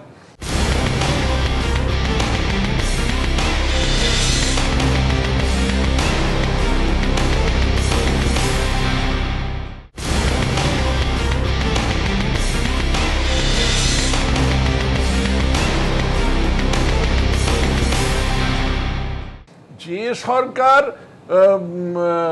আর্থিক অসুবিধায় নিমজ্জিত, যে সরকারের অর্থমন্ত্রীর সম্বন্ধে বলা হয়ে থাকে তিনি সারা মাস ধরে চিন্তা করেন এই মাসের শেষে সরকারি কর্মচারীদের মাইনে এবং অবসরপ্রাপ্ত কর্মচারীদের পেনশন কি করে দেয়া যাবে, তার উপর এইভাবে খরচা চাপিয়ে যাওয়া, চোলাইখোরদের পরিবারদের দেওয়া, ইমামদের দেওয়া, মুয়াজ্জিনদের দেওয়া, এইগুলো মুখ্যমন্ত্রী করেন নিশ্চয়ই, তার কোনো অলৌকিক প্রক্রিয়া জানা আছে, আমার জানা নেই অন্তত। আর দ্বিতীয় যে কথাটা তুমি বলেছিলে, কিন্তু ধরুন মুখ্যমন্ত্রীর হাতে দক্ষ কেন্দ্রীয় মন্ত্রীরা, প্রতিমন্ত্রীরা আছেন, তাদের কাজে লাগাতে হবে, তাদেরও কাজের প্রয়োজন, রাজ্যটা যদি আরেকটু গতি পায় এই উন্নয়নের বিপুল কর্মসূচি। না, কিন্তু আমরা কি এটা তো সিরিয়াসলি আমরা এই বিতর্কটা করছি, আমরা কি সিরিয়াসলি ভাবছি যে এই সমস্ত পদচ্যুত মন্ত্রীদের একটা উপদেষ্টা পরিষদে বসালে যে রাজ্য আজকে লেঙড়ে লেঙড়ে চলছে সেই রাজ্য হঠাৎ রেসের ঘোড়ার মতো দৌড়বে? কোনো সাধারণ বুদ্ধিসম্পন্ন মানুষ তো এই কথা ভাববে না। তো তাহলে কেন করা হচ্ছে তার কারণ এরা ক্ষুব্ধ, এরা স্বাভাবিকভাবে মন্ত্রিত্ব গেলে কেউ খুশি হয় না, আমার মন্ত্রিত্ব গেলে আমিও খুশি হতাম না। তো সেই পরিস্থিতিতে আজকে একটা মমতার পক্ষে এদের একটা সফট দেওয়া প্রয়োজন হয়ে পড়েছে। এটা একটা সফট দিলেন আর কি, টাকা কোথা থেকে আসবে সে তো গৌরী সেন জানে, আর কেউ জানুক কিনা আমি জানি না আর কি। এর মধ্যে একটা যে আমরা যেগুলো শুনছিলাম তার মধ্যে একটা কথা বলছিলেন একজন, যে মুকুল রায় রেল দপ্তর সামলেছেন, এটার সাথে আমি একটু মৃদু প্রতিবাদ করছি। মুকুল রায় রেল দপ্তর সামলাননি, মুকুল রায় কিছু সামলাননি, মুকুল রায় কলকাতাতেই থাকতেন। উনি যখন রেলমন্ত্রী হিসেবে ওর একটা কেন্দ্রীয় ক্যাবিনেটের গুরুত্বপূর্ণ বৈঠকে যাওয়ার কথা, তখন কলকাতায় রাষ্ট্রপতি এসছেন তার চা জল খাবারের তদারক করতে, মুকুল রায় রেলমন্ত্রী কলকাতায় বসে আছে। তো তিনি আর সামলালেন কি? তার এখানে আসাতে রেলের প্রভূত উন্নতি হয়েছে, সে কথা আমি বলবো না, কিন্তু মুকুল রায়ের কোনো ইতর বিশেষ হয়নি আর কি, এইটুকুই আমার মনে হয়। দ্বিতীয় প্রশ্নটা যেন কি ছিল? না, একটা তো ব্যয়ভার ছিল, আর একটা হচ্ছে যে আমলাতন্ত্র কি একটু বিভ্রান্ত হয়ে যাবে না, যে কার কাছ থেকে নির্দেশ নেবে, কার কথা শুনবে? বিভ্রান্ত হবেই, কারণ আমলাতন্ত্র তো নিয়ম মেনে চলে, অন্তত চলা উচিত। এখন এই আমলাতন্ত্র স্বাভাবিকভাবে সংবিধান অনুযায়ী মন্ত্রীর কথা শোনা উচিত, সংবিধান অনুযায়ী মন্ত্রীর কথা শুনতে হবে। এখন যদি রুলস অফ বিজনেস ওরা অ্যামেন্ড করেন, রুলস অফ বিজনেসে যদি ওরা এমন একটা রাখেন যে মন্ত্রীর কাছে যাবে, যে মন্ত্রীর কাছে মানে মন্ত্রীর নির্দেশটা আমলার কাছে যাবার আগে, উচ্চতম আমলার কাছে যাবার আগে ওদের উপদেষ্টার হাত দিয়ে যাবে, তাহলে উপদেষ্টার ব্যাপারটা আমলাকে মানতে হবে। আর যদি আগে উপদেষ্টার কাছ থেকে উপদেশ নিয়ে তারপরে মন্ত্রী শেষ পর্যন্ত নির্দেশ দেন, তাহলে আমলাকে মন্ত্রীর নির্দেশ মানতে হবে। এখন কোনটা করবেন সেটা পরিষ্কার করে দিতে হবে, কিন্তু আমার বিশ্বাস পরিষ্কার কেউ করবে না। এখন যেরকম ধোঁয়াশা আছে এইরকম ধোঁয়াশা থাকবে, তার মধ্যে তার জামা ধরে টানাটানি হবে, চুল ধরে টানাটানি হবে, আমলারা ধোঁয়াশায় থাকবেন, এবং যেখানে বসেছিলাম আমরা ওইখানেই, যেখানে সরকার বসেছিল ওইখানেই বসে থাকবে, তার কিছু বিভেদ হবে না।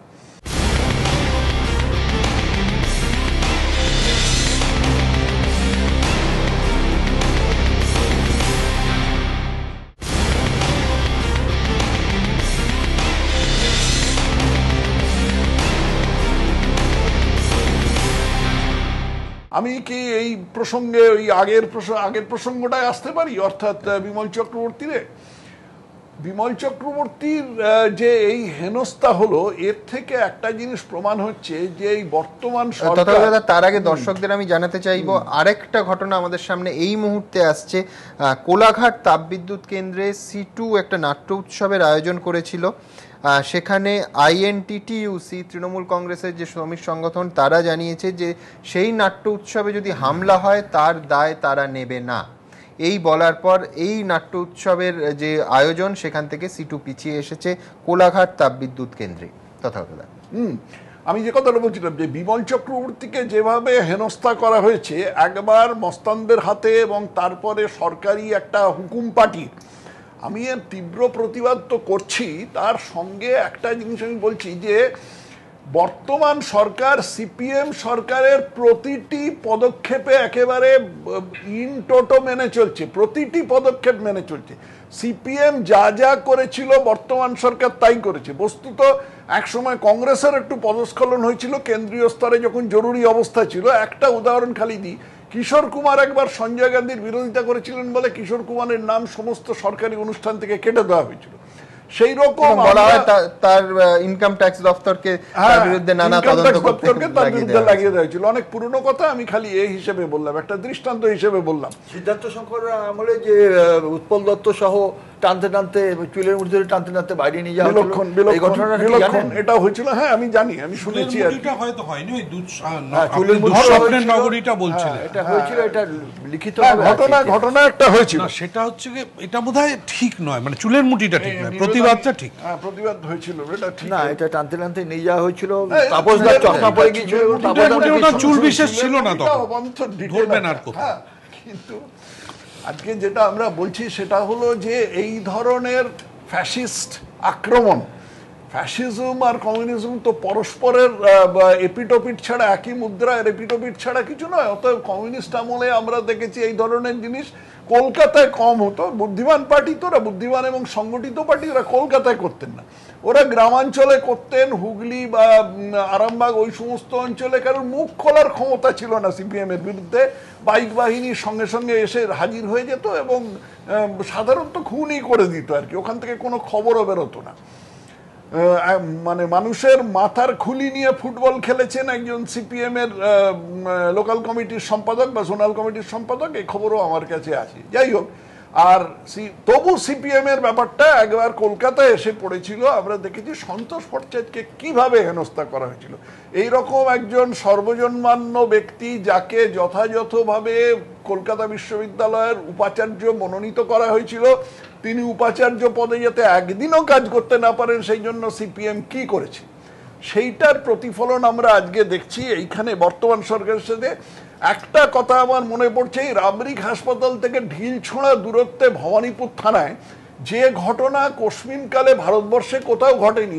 মুখ্যমন্ত্রী নিজে এসে থানা থেকে আসামি ছাড়িয়ে নিয়ে গেছে, মুখ্যমন্ত্রী নিজে এসে ভবানীপুর থানা থেকে আসামি ছাড়িয়ে নিয়ে গেছেন, এরকম ঘটনা কি কোথাও ঘটেছে? সিপিএম আমলে পর্যন্ত ঘটেনি, কংগ্রেসের আমলে জরুরি অবস্থার সময় ঘটেনি, আর কোথাও আমি এরকম জানি না। এমনি বাইক বাহিনী এরা তো সমস্ত যা অন্যায় করবার করেইছে।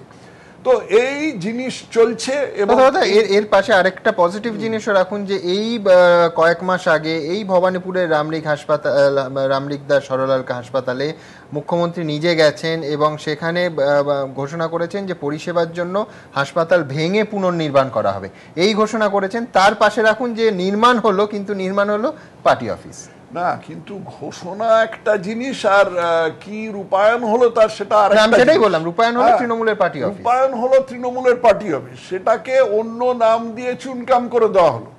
এরকম ধরনের তো সিপিএম এর কীর্তিকাহিনী আমরা পুরো রাজ্য জুড়ে দেখেছি। সরকারি জমিতে পার্টি অফিস হয়েছে, এখনো প্রচুর জায়গায় সরকারি জমিতে এইরকম ধরনের পার্টি অফিস আছে। কিন্তু এই প্রতিটি পদক্ষেপ মমতা একেবারে পদে পদে অনুসরণ করছেন, আচার আচরণ সমস্ত কিছুতে মমতা একেই অনুসরণ করছেন। একমাত্র তফাৎ হচ্ছে যে সিপিএম সংগঠিত ছিল, ওপর থেকে একটা হুকুম এলে নিচের তলায় সেই হুকুমটা খাটতো। মমতার আমলে ওই স্থানীয় বাইক বাহিনী শেষ কথা, তাও কেউ শোনে না। আর ব্যক্তিগত ফ্যাসিজমের কথা যেটা বলেছেন নির্বেদ বলেছেন, সেটার সঙ্গে একমত। এটা তৃণমূলের লোকেরা বক্তৃতা শেষ করার সময় লক্ষ্য করেছি যে ওরা বলে মমতা ব্যানার্জি জিন্দাবাদ, জয় হিন্দ বলি, কিংবা কংগ্রেস জয় হিন্দ বলে বা বন্দে মাতরম বলে, বা আমরা ভারত মাতার জয় বলি, বা কমিউনিস্টরা ইনকলাব জিন্দাবাদ বলে, এটা একটা জিনিস। কিন্তু কোনো ব্যক্তির নামে এইরকম, জীবিত ব্যক্তির নামে এরকম জয়ধ্বনি দেওয়া, এটা একদম হাইল হিটলার কথা মনে করিয়ে দেয় আর কি। আজকে আমরা তারই বোধহয় প্রতিফলন দেখছি।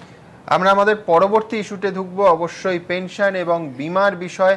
আমার তিনজন অতিথিকে সেই বিষয়ে জানতে চাইব, কিন্তু তার আগে অবশ্যই এই যে সংস্কারের দ্বিতীয় পর্বে পেনশন এবং বিমা ক্ষেত্রে সংস্কারের ঢেউ লাগলো, সেটা নিয়ে কিন্তু এই শহরে যথেষ্ট বিভ্রান্তি আছে, প্রচুর প্রশ্ন আছে। বিশেষ করে যারা পেনশনজীবী, যারা বিমার সঙ্গে সরাসরি বা পরোক্ষভাবে যুক্ত, তাদের প্রত্যেকেরই অসংখ্য প্রশ্ন। আমরা তিনটি পরিবার বেছে নিয়েছি, তাদের সঙ্গে কথা বলেছি, তাদের প্রশ্ন, তাদের মতামত আপনাদের সামনে তুলে ধরবো। প্রথমে সেইটা দেখব। অর্চনা বন্দ্যোপাধ্যায়, প্রাক্তন অধ্যাপিকা, গোখেল মেমোরিয়াল গার্লস কলেজ থেকে 1995 সালে অবসর নিয়েছেন। স্বামীও প্রাক্তন অধ্যাপক। ছেলে, বৌমা, নাতনি, স্বামীকে নিয়ে তার দিন গুজরান। হালতুর বাড়িতে বসেই চমকে উঠলেন পেনশনে বিদেশি বিনিয়োগের খবরে। বললেন, এটা কখনোই মেনে নেওয়া সম্ভব নয়। না, এটাকে অপোজ করছি আমি, কারণ সিনিয়র সিটিজেনদের জন্য পেনশন, তাদের সিকিউরিটি জন্যই তো পেনশনটা। সুতরাং এটা এভাবে একটা কি বলবো, একটা অনিশ্চয়তার মধ্যে, ইনসিকিউরিটির মধ্যে ফেললে সেটা তো তাদের বৃদ্ধ বয়সে একটা ভীষণ অসুবিধে। হালতু থেকে যাদবপুর দূরত্ব অল্প, কিন্তু ব্যবধান মতামতে। দেবেশ চক্রবর্তী, প্রতিরক্ষা মন্ত্রকের অবসরপ্রাপ্ত কর্মী। এক ছেলে আমেরিকায়, অন্যজন মুম্বাই। স্ত্রীকে নিয়ে যাদবপুরের সেন্ট্রাল পার্কে তার সুখী গৃহকোণ। মহারাষ্ট্রে দীর্ঘদিন কাটানোর পর 2006 থেকে অবসর জীবন কাটাচ্ছেন কলকাতায়। পেনশনে বিদেশি বিনিয়োগের ছাড়পত্রের খবরে মুম্বাইয়ের সেন্সেক্স যেভাবে বেড়েছে, সেভাবেই খবর শুনে লাফিয়ে উঠলেন ষাটোর্ধ্ব দেবেশবাবু। বললেন, অর্থনীতি বাঁচলে তবেই তো মানুষ বাঁচবে। অনেকগুলো কোম্পানি, ইন্স্যুরেন্স কোম্পানি আজ 10-12 বছর ধরে খুব বেহাল অবস্থায় যাচ্ছে। তো সেই অবস্থাটাকে উন্নত করতে একমাত্র এফডিআই বা ফরেন ইনভেস্টমেন্ট যদি না হয়, তাহলে তো সেক্ষেত্রে তো কেউ টাকা পাবে না। তাছাড়া আমরা কখনোই পেনশন পেতে পারবো না যদি আমাদের আর্থিক অবস্থাটা যদি উন্নত না হয়। সে আর্থিক অবস্থা যখন ধীরে ধীরে নেমে যাচ্ছে, সেখানে ফরেন ইনভেস্টমেন্টের মাধ্যমে আমাদের আর্থিক অবস্থাটা ভালো হলে আমরা আমাদের নর্মাল মাইনেও পাবো, তার সাথে পেনশন পাবো। রজতকান্ত রায়, বিশ্বভারতী বিশ্ববিদ্যালয়ের প্রাক্তন উপাচার্য। 1975 থেকে 2000 সাল একটানা পড়িয়েছেন প্রেসিডেন্সি কলেজের ইতিহাস বিভাগে, তারপর বিশ্বভারতীর উপাচার্য। অবসরের পর এখন প্রেসিডেন্সি বিশ্ববিদ্যালয়ের এমিরেটস প্রফেসর। স্ত্রী নূপুর চৌধুরী শহরের একটি স্কুলের শিক্ষিকা। 2 মেয়ের, একজন নিউ ইয়র্কে, অন্যজন সল্টলেকে। সরকারের এই উদ্যোগকে ইতিবাচক চোখেই দেখছেন রজতবাবু। বিরোধিতার সুর তার কাছে দেশদ্রোহিতা। একটা ফলস পেট্রিয়টিজমের স্লোগান তোলা হয়েছে, তাছাড়া একটা ফলস ফিয়ার ছড়ানো হচ্ছে। ফলস ফিয়ারটা হচ্ছে এই যে তোমার টাকাটা মারা যাবে, বিদেশি কোম্পানিগুলো সেটা খেয়ে নেবে, তোমার কিছু থাকবে না। এটা কিন্তু দেশদ্রোহ। কারণ টাকা যদি ঠিকমতো ভালো করে খাটানো হয়, তাহলে আমাদের মতো সিনিয়র সিটিজেন, পেনশন প্রাপ্ত, তাদের উপকার হবে। যারা স্যালারিড, যাদের মাইনে বাড়ে না, তাদের উপকার হবে। পেনশনে বিদেশি বিনিয়োগে মিশ্র প্রতিক্রিয়া কলকাতায়। বিষয়টি সম্পর্কে একরাশ কৌতূহল নিয়েও আতঙ্ক গ্রাস করেছে অবসরপ্রাপ্তদের একাংশকে। ব্যক্তিভাবনার ঊর্ধ্বে ভেবে অনেকের বক্তব্য, দেশের অর্থনীতি চাঙ্গা না হলে পেনশন বেতনের নিশ্চয়তা কোথায়? আর অর্থনীতির মরাগাঙে বান আনতে যে সংস্কারই এখন একমাত্র দাওয়াই। কৃষ্ণেন্দু অধিকারী, এবিপি আনন্দ, কলকাতা। সুমনবাবু, আপনার কাছে আসবো। কাল থেকে আজ অবধি আমাদের দফতরে অসংখ্য, কয়েক হাজার ফোন এসেছে। খুব গোদাভাবে আমি যদি প্রশ্নটাকে দেখি, একেবারে ম্যাক্রো লেভেলে মূল কথা হচ্ছে যে পেনশনের টাকাটাও সরকার বাজারে খাটতে দিয়ে দিল। এবার ফাটকা বাজার এইভাবে যদি টাকা খাটে, যদি মার্কেট কোলাপস করে, তাহলে আমাদের পেনশনের টাকা কি হবে? এটা হচ্ছে যদি 1 নম্বর আশঙ্কা হয় যারা আশঙ্কা করছেন। 2 নম্বর আশঙ্কা হচ্ছে যে বিমাতে এফডিআই হলে আমাদের লাভটা কি হবে? এরম কি হবে যে বাজারে প্রচুর কম্পিটিশন এলো, আমার প্রিমিয়ামের টাকাটা কমে গেল, নাকি বিদেশি সংস্থাগুলো এলে আমার বেশি প্রিমিয়াম দিতে হবে? খুব সিম্পল, মানুষের দৈনন্দিন জীবনযাত্রার সঙ্গে লিঙ্কড এই দুটো প্রশ্নের উত্তর যদি আপনি দেন। প্রথমে আমি সংক্ষেপে বলিনি। প্রথমে এটা নতুন কিছু সরকার করছে না। আমার বলা দরকার যে provident fund regulation development act আজ থেকে 9 বছর পুরনো, আর ইন্স্যুরেন্স রেগুলেশন ডেভেলপমেন্ট অ্যাক্ট বা এজেন্সি তৈরি হয় আজ থেকে বহুদিন আগে, এবং 1997-এ চিদাম্বরম প্রথমে এটাকে নিয়ে আসেন। 1999-এ যশবন্ত সিনহা বিজেপির তখন উনি বলেন যে না, এটা একমাত্রায় 50% না করে 26% রাখো।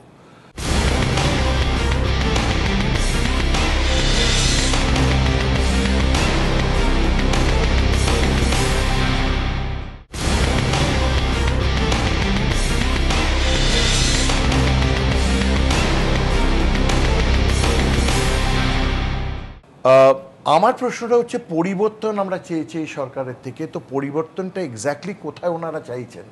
কারণ পরিবর্তনটা যদি আমরা এটা বলে থাকি যে আমরা গাড়ি চাই না বাইসাইকেল চাই, সেটা একটা অন্য ব্যাপার। কিন্তু আমরা সবাই গাড়ি চেয়েছি, আমরা বলেছি হ্যাঁ খোলা অর্থনীতিতে গাড়ি নিয়ে এসো। কেউ বললে দেখো যদি পাশের বাড়ির ফরেন এর থেকে 4 ভাগের 1 ভাগ পেট্রোল তুমি যদি নাও তাহলে বোধহয় আমার দেশের কিছু থাকবে। লজিকটা সেখানে থাকে না। আমি বলবো পুরোটা পেট্রোলটাই নিতে পারতে। এখন সেটা কোয়ার্টার থেকে যদি হাফ ট্যাঙ্ক পেট্রোল কেউ ভরে দেয়, সেটা অন্যায় কোথায়? আমরা তো অ্যালাউ করছি ফরেন ক্যাপিটাল ওই জায়গায় আসা। সবচেয়ে বড় কথা যে রেগুলেটরি বডি যেখানে আছে, যদি পুলিশ থাকে তাহলে ল অ্যান্ড অর্ডার ডিটেরিয়েট করে না যদি পুলিশ না ফেল করে। তো যেখানে রেগুলেটরি বডি আছে, আমাদের পাবলিক ফ্রন্ট রেগুলেশন অ্যাক্ট আছে, যেখানে আইডিআরএ আছে, এটা তো সরকার করছে না, এটা ভারত সরকার করছে এবং কোনো পার্টি করছে না। তো ভারত সরকারের যেখানে রেগুলেশন বডি আছে, ফেল করবে কি করে যদি তারা চিহ্নিত এফিশিয়েন্ট লোক হন? তো যেখানে এইগুলো আগে ছিল না, আমাদের ইউটিআই ইন্ট্রোডিউস করে কিন্তু সেটা কোল্যাপস করে, তারপরে সেবি আসে। এখন আমরা পাবলিক ফ্রন্ট রেগুলেশন বডি এনেছি এবং সেটা 9 বছর ধরে স্ট্যাচুটরি পাওয়ার দিতে পারছি না। কেন না? কেউ বিরোধিতা করছিল। তো স্ট্যাচুটরি রোল যদি সে পেয়ে থাকে তাহলে তো পুরো দায়িত্ব সিবিআইয়ের মতো তার ঘাড়ে পড়বে, সরকারের কাছে তো থাকছে না। সেম উইথ আইডিআরএ, কমপ্লিটলি ইন্স্যুরেন্সের ওপর যাবে। দুটো প্রশ্ন আমার দরকার। যারা ভয় পাচ্ছেন যে আমাদের কোথায় যাবে, তাদের প্রথমেই বোঝা উচিত প্রত্যেক বছর তাদের পেনশন সাংঘাতিকভাবে কমে যাচ্ছে। কেন কমছে? মুদ্রাস্ফীতি হচ্ছে, আর্থিক বিকাশ হচ্ছে না। ঝুড়ি ঝুড়ি নোট বাড়িতে নিয়ে গেলে কি সেটা রক্ষা হচ্ছে? দুটো কথায় আমরা বুঝতে পারি যে আজকে 2 টাকা কি 3 টাকা ইন্ডিয়ান রুপি অ্যাপ্রিসিয়েট করেছে। আমরা সেন্সেক্সে তার প্রভাব দেখছি। সেন্সেক্সে প্রভাব দেখা মানে ফরেন ইনভেস্টার্সরা আসতে চাইবে। শুধু কি সেন্সেক্সে? সোনার দাম আজ পড়ে গেছে দিল্লিতে, রূপোর দাম পড়ে গেছে দিল্লিতে। এইগুলো কি লক্ষণ নয়? তো যেইখানে আমরা বাইরের থেকে টাকা আনছি সেইখানে আমরা রোধ করছি কেন? যদি করতে হতো আজ 20 বছর আগে করিনি কেন? 1991 থেকে আজ অবধি করিনি কেন? আমরা কি বিরোধ করছি পলিটিক্যাল রিজনের জন্য, রাজনৈতিক কারণে, নাকি অর্থনৈতিক কারণে? অর্থনৈতিক কারণ যদি থাকে তাহলে কোনো পার্টি যে একবার ইউপিএ ফার্স্ট যখন হয় বা বিজেপি হয় বা তৃণমূলে আজ 1.5 বছর ধরে ইকোনমিক প্ল্যান্সের সঙ্গে যেটা ছিল, তারা হঠাৎ নতুন করে এই চিন্তাধারা আনতে পারে কি করে? তারা যদি বলে না আমরা গাড়ি চাই না, আমরা সাইকেল চাই, সেটা বলা উচিত ছিল আজ থেকে 20 বছর আগে। কারণ আমরা গাড়ির রাস্তায় যখন নেমেছি তখন সেটা খোলা রাস্তার দরকার, আমাদের রাস্তা চওড়া করা দরকার, আমাদের ট্রাফিক লাইট লাগানো দরকার। আমাদের ট্রাফিক লাইটের পোস্ট লেগে গেছে, এখন আমরা বলছি না গাড়িতে উঠবো না, এখন আমরা আটকে দেবো। সেটা একটা অদ্ভুত ব্যাপার।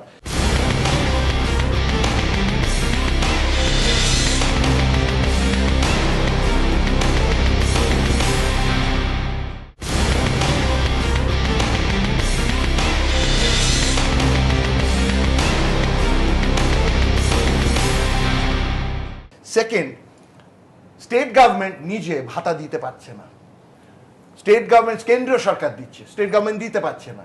তার মানে কি পেনশন পড়ছে না ফর স্টেট এমপ্লয়িজ? তো এমনি তো আপনার হ্রাস পাচ্ছে। যদি মুদ্রাস্ফীতি হয় তার মানে টাকার মূল্য পড়ে যাচ্ছে। যদি টাকার মূল্য পড়ে যায় তার মানে আমার কেনার ক্ষমতা কমে যাচ্ছে। এইগুলোর জন্যে আর্থিক বিকাশ দরকার। আর্থিক বিকাশ হলে টাকার মূল্য বাড়বে, টাকার মূল্য বাড়লে গতি পাবে, ইনভেস্টমেন্ট আসবে, ইনভেস্টমেন্ট হলে রোজগার বাড়বে এবং তাতেই সত্যিকারের আয়, রিয়েল ইনকাম যাকে বলে, মনিটারি ইনকাম নয়, সেটা আসবে। তো এই নিয়ে তো প্রতিবাদ হতে পারে না। আর প্রত্যেকটা ব্যাপারেই দেখছি আমরা একটা অন্য রাস্তায় যাচ্ছি। আমরা খালি ইন্স্যুরেন্স নিয়ে কথা বলছি। আমি একটা সামান্য উদাহরণ দিই। আমরা যে মেডিকেল ইন্স্যুরেন্সটা পাই তাতে কি আমরা প্রত্যেকে খুশি? দেখুন, মেডিকেল ইন্স্যুরেন্সে যে রকমভাবে দুর্নীতি ঢুকে গেছে, আজকাল আপনি পলিসি দিচ্ছেন, পলিসির প্রত্যেকটা টাকা দিচ্ছেন, তার মধ্যে কত রকম খাতে আছে, যে এতখানি ঘর ভাড়ার জন্য, এতখানি ডাক্তারের জন্য, এতখানি ওষুধের জন্য।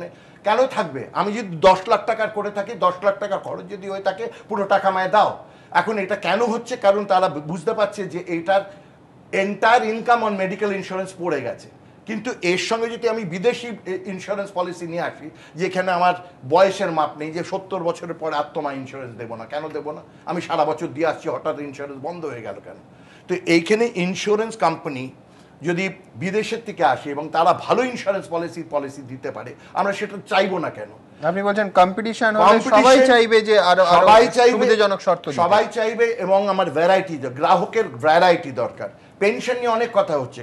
পেনশন কি খালি তাদের যারা সরকারি চাকরি করেছেন বা কেন্দ্রে বা রাষ্ট্রে? 60% লোক যারা অর্গানাইজ সেক্টর আছে তাদের কোনো পেনশন নেই। ক্ষুদ্র শিল্পে যারা আছে তাদের কোনো পেনশন নেই। 90% লোক চাষিদের যদি জোগাড় করি তাদের পেনশন নেই। এই বড় মাত্রায় পেনশন দিতে গেলে বড় মাত্রায় টাকা আসা দরকার। যারা বলবে যে দেখো তোমরা আমার পেনশনে থাকো, সেই টাকাটা নিয়ে আমি খাটাবো, যেরকম চিট ফান্ড খাটাচ্ছে, আমি খাটাবো, তোমায় ফেরত দেবো। হ্যাঁ, সেই জন্য আমার ইউনিট ট্রাস্টে যেতে হবে, আমার ইউনিট লিঙ্ক প্রোগ্রামে যেতে হবে, এবং দায়িত্ব নিয়ে আমি করছি। তার থেকে পালানোর কোনো উপায় নেই, কারণ আমার রেগুলেটরি বডি আছে। আর যদি সবই চলে যায়, যদি গ্লোবাল রিসেশন হয়, যদি আমাদের এন্টায়ার ইকোনমি ধসে যায়, যদি ভূমিকম্প হয়, যদি সুনামি হয়, সবাই ডুববো। এইরকম আতঙ্ক ক্রিয়েট করার কারণটা কোথায়? আপনি বলছেন আতঙ্ক ক্রিয়েট করার কোনো কারণ নেই। যারা বিরোধিতা করছেন, স্বপনদা আপনার কাছে যেতে চাইবো। আমি কালকে মন্টেক সিং আলুওয়ালিয়ার একটি সাক্ষাৎকার দেখছিলাম একটি সর্বভারতীয় চ্যানেলে। দুটো কথা বলছেন। প্রথমটা মমতা বন্দ্যোপাধ্যায় সম্পর্কে, যে quote unquote lack of understanding হয়েছে কোনো কোনো জায়গায়, এবং মমতা বন্দ্যোপাধ্যায় সংক্রান্ত প্রশ্নের উত্তরে বলছেন। তাহলে আপনাদেরও কি কোথাও, উনি যেরকম বলছেন মমতা বন্দ্যোপাধ্যায় হতে পারে, আপনাদেরও কি ল্যাক অফ আন্ডারস্ট্যান্ডিং হতে পারে? এক। আর দুই হচ্ছে যে সরকারের এছাড়া কিছু করার নেই, গভর্নমেন্ট ইজ ডুইং ইটস ধর্মা। মন্টেক সিং আলুওয়ালিয়া বলছেন এই সংস্কারের পেছনে অন্যতম মস্তিষ্ক। আমি একটা কথা খালি বলি, ল্যাক অফ আন্ডারস্ট্যান্ডিংটা আন্ডারস্টেটমেন্ট। ব্যাপার হচ্ছে যে এটা দুটো মতাদর্শের লড়াই সারা পৃথিবী জুড়ে চলছে, এবং দেশের বিদেশের বহু পণ্ডিত লোক তারা এই ধরনের সংস্কার সম্পর্কে তাদের বক্তব্য হচ্ছে একটা মুষ্টিমেয় মানুষের স্বার্থ সিদ্ধি হবে অনেক মানুষের বিনিময়ে, এবং যার জন্যে ওয়াল স্ট্রিটের আন্দোলন 86টা দেশে কয়েক হাজার শহরে ছড়িয়ে পড়েছিল, এবং আপনারা জানেন সেখানে স্লোগান উঠেছিল যে তোমরা এক, আমরা 99। এসব অশিক্ষিত আহাম্মক মাথা মোটা লোকেরা এইসব করেছে, তো ভাবার কোনো কারণ নেই। পৃথিবীতে উদাহরণ নেই তা না, পৃথিবীতে উদাহরণ আছে।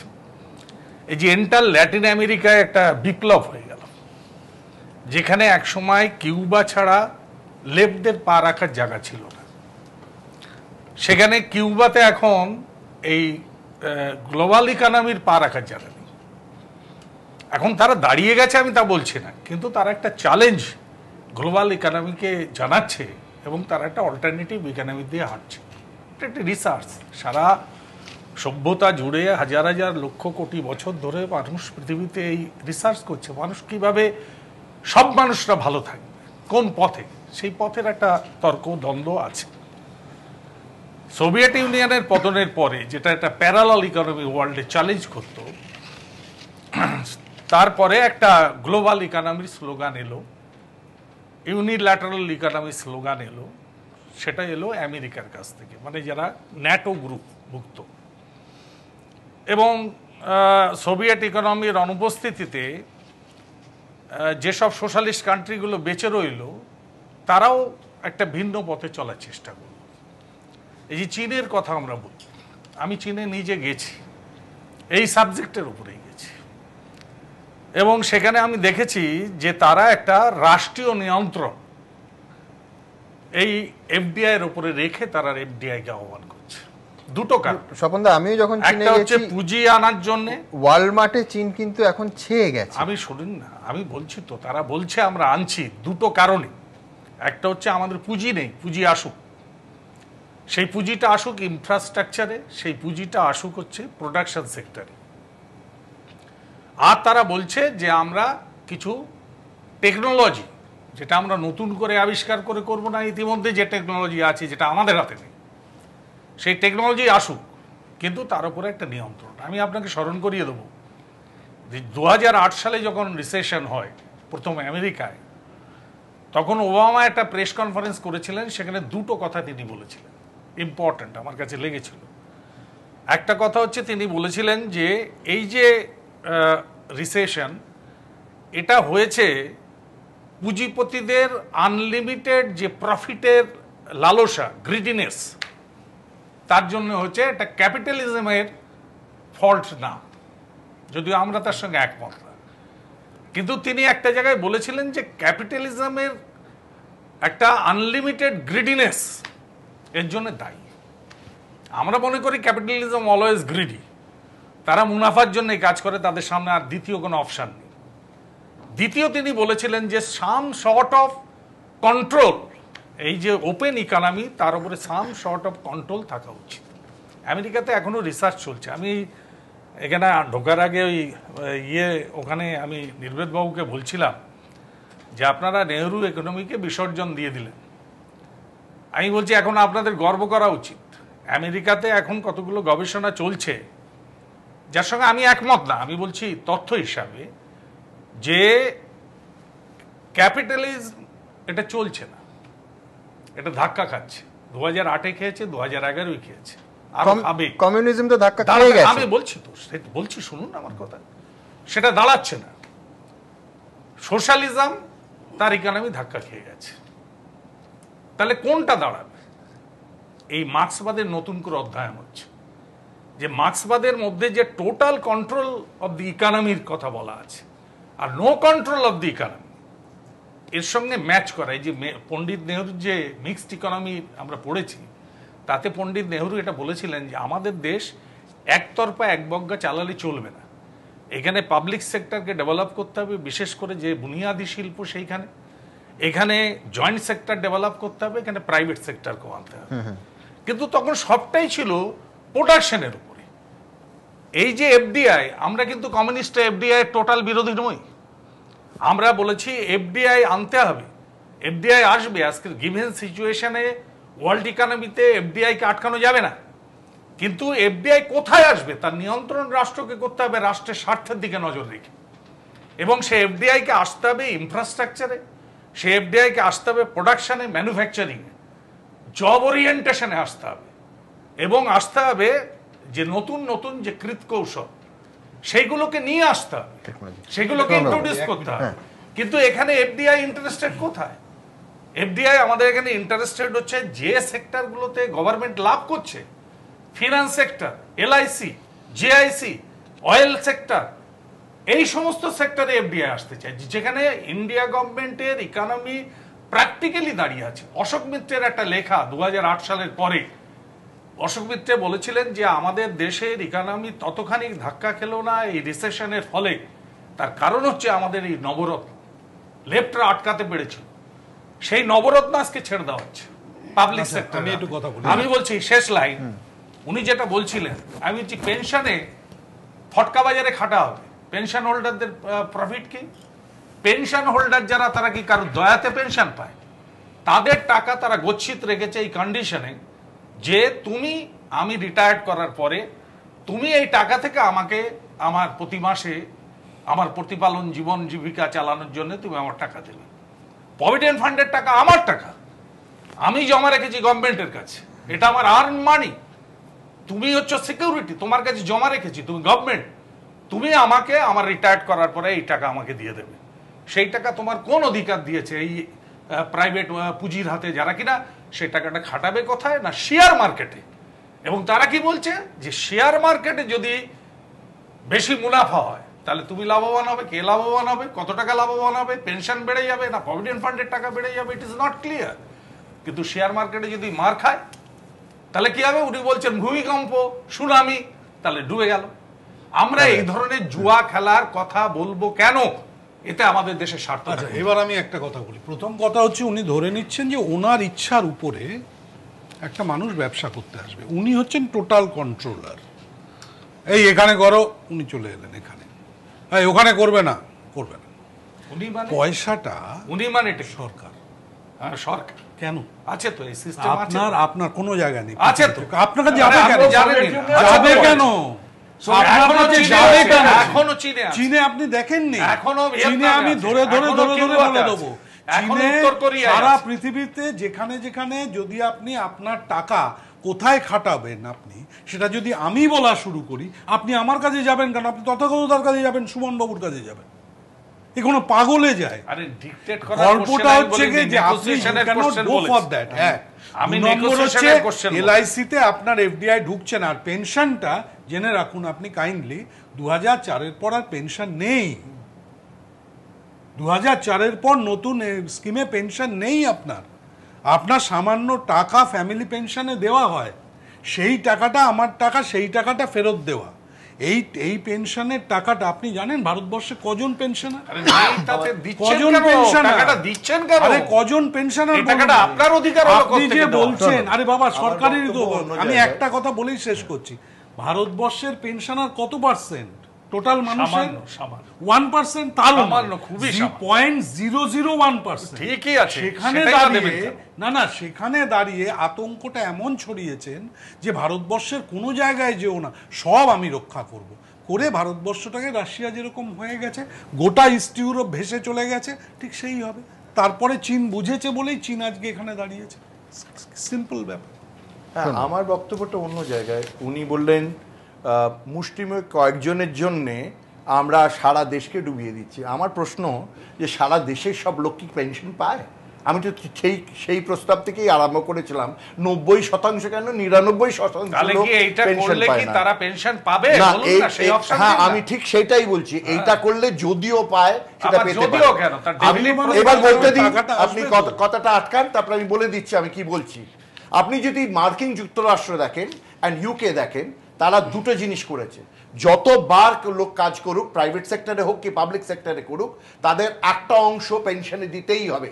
আজকের আপনার প্রাইভেট সেক্টরে যত এমপ্লয়ি আছে তারা পেনশন পায় না, এবং পায় না বলেই 50 থেকে 60 বছরের মধ্যে তারা চোর হয়ে যায়, করাপ্ট হয়ে যায়। আজকের দেশের corruption because we don't have a pension policy. কিন্তু তার জন্য আমাদের দরকার সোশ্যাল সিকিউরিটি কার্ড, যেটা আমেরিকায় আছে, যে প্রত্যেকটা জিনিসের একটা অংশ থাকবে সোশ্যাল সিকিউরিটি।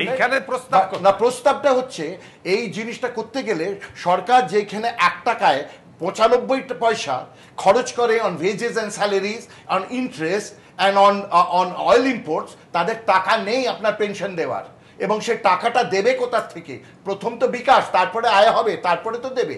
সেই বন্টনটা আনার জন্য আপনি শেয়ার মার্কেটকে বলে ফাটকার জন্যই তো আজকের গ্রোথটা হয়েছে। এটা তো আপনার কথা না, ফাটকা ছাড়া কোথায় গ্রোথ? গভর্নমেন্ট বলছে কোথায়? গভর্নমেন্ট তো পেনশনের টাকা আমি একবার জাস্ট একটা কথা বলিনি, সবচেয়ে বড় সেক্টরটা আপনি বলেননি, যে এটা আমাদের এইটা নিয়ে যে তর্ক করেন, আপনার সঙ্গে এক মতে আমি রাজি হব।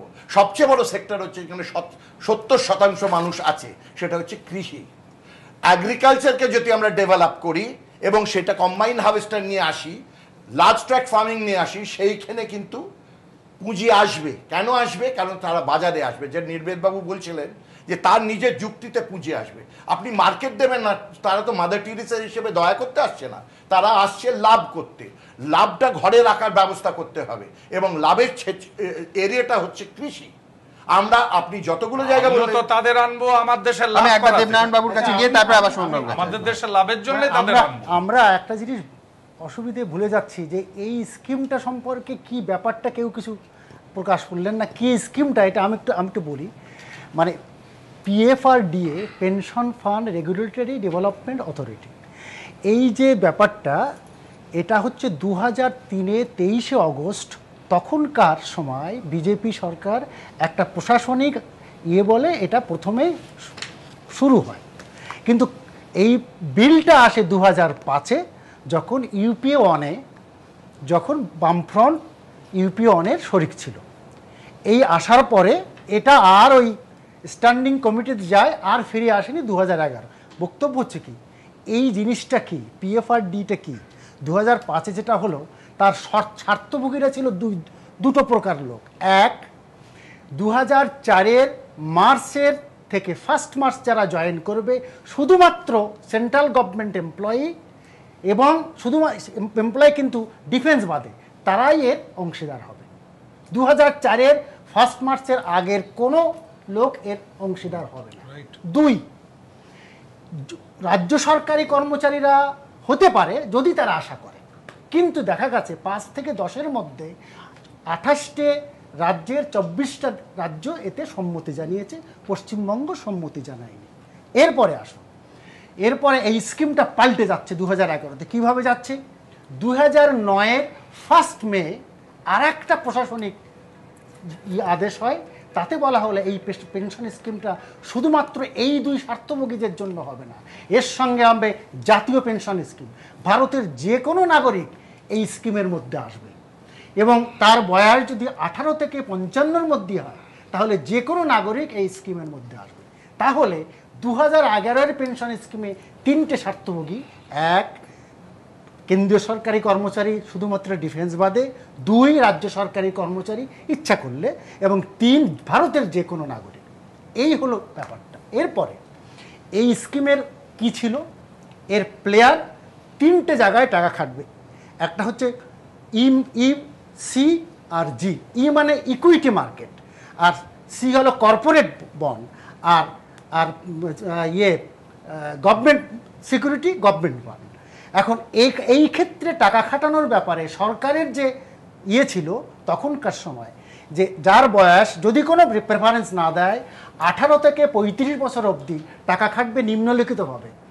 মানে ই ফান্ড মানে শেয়ারে যেটা টাকা খাটবে তাতে টাকা খাটবে 15%, এরপরে কর্পোরেট বন্ডে খাটবে 45%, বাকিটা খাটবে হচ্ছে গভর্নমেন্ট সিকিউরিটিতে। 35 বছরের পরে এই টার্মটা আবার পাল্টে যাবে। কীরকম? তখন আস্তে আস্তে কী হবে, মানুষের বয়স বেশি হবে, তখন গভর্নমেন্ট সিকিউরিটিতে বেশি যাবে। এই হলো গভর্নমেন্টের মূল স্কিমটা। এখন কথা হলো এরপরে স্ট্যান্ডিং কমিটিতে এইটা যায়। এইবারে স্ট্যান্ডিং কমিটিতে কি সুপারিশ দিল এটাকে জানতে হবে। স্ট্যান্ডিং কমিটির সুপারিশ ছিল টাকা খাটুক যেখানে খাটুক, 3টে সুপারিশ এরা চাইল। 1, যে আমরা এসব বুঝি না, মিনিমাম একটা সুদের সিকিউরিটি দিতে হবে, যখন এখন এমপ্লয়মেন্ট প্রভিডেন্ট ফান্ডে যেরকম আছে এখন 9% বা সামথিং, একটা মিনিমাম সিকিউরিটি দিতে হবে। যে ভারতের সমস্ত নাগরিকের টাকা খাচ্ছে, বৃহত্তর ব্যাপার। ওই রকমভাবে শেয়ার বাজারে আজকে যদি শেয়ার পড়ে যায়, এই মুহূর্তে কি সমস্ত ফ্লো ডাউন, একেবারে ডাউন, সারা বিশ্বের মার্কেট ডাউন, আবার কবে উঠবে, এটা না করে একটা মিনিমাম সিকিউরিটি দেওয়া হবে, এটাকে রাখতে হবে। 1, 2, এই স্কিমে টাকা কিন্তু তোলা যাবে না। টায়ার 1 এবং টায়ার 2 দুটো সিস্টেম আছে। টায়ার 1-এ 1টি টাকাও তোলা যাবে না, টায়ার 2-তে টাকা তোলা যাবে, খুব বিপদে না পড়লে তোলা যাবে না। এইটাকে নর্মালাইজ করতে হবে। একটা ব্যক্তি যে কোনো সময় কিছু টাকা তুলে নিতে পারে, সেইটাকে নর্মালাইজ করতে হবে। 3, 26% বিদেশি বিনিয়োগ হবে, কিন্তু স্ট্যান্ডিং কমিটি বক্তব্য হলো এইটা কিন্তু একেবারে লজের মধ্যেই আনতে হবে, রেগুলেশনে নয়। সরকারের বক্তব্য না, আমি রেগুলেশনে আনবো, লজে আনবো না, তারপরে আমি বাড়াতে পারি। এখন বক্তব্য হচ্ছে কি, এই 3টেই হচ্ছে কিন্তু স্ট্যান্ডিং কমিটির বক্তব্য। এই 3টে বক্তব্য এতে মেনেছে কিনা দেখা যাক। আমি যতটুকু সার্চ করে আমি গত 2 থেকে আজ 3 পর্যন্ত দেখেছি, হ্যাঁ, সরকার মিনিমাম সিকিউরিটির কথা বলেছে, কতটা বলেনি। বিজেপির এই মানে গাগেতকার গত আজই সকালে বা গতকাল বলেছে 8.5% দিতে হবে, এটা কিন্তু এখনো কিন্তু পরিষ্কার করেনি। তৃণমূল হোক যা হোক, এরাও কিন্তু এটা স্ট্যান্ডিং কমিটি ছিল। এই 3টে দাবি যদি মানা হয় তাহলে, কিন্তু গভর্নমেন্ট বলছে আমি মানছি, মিনিমাম কত দিতে হবে এখনো কিন্তু সেটা প্রকাশ পায়নি। যদি মিনিমামটা ইপিএফের অনেকটা কাছাকাছি আসে, ধরুন 7%, 7.5%, 8%, 1-2%, তাহলে অসুবিধে তেমন কিছু নেই, থাকতে পারে। মানবে কিনা সেটা পরে। 2, বলা হচ্ছে এই টাকাটা তোলা হবে।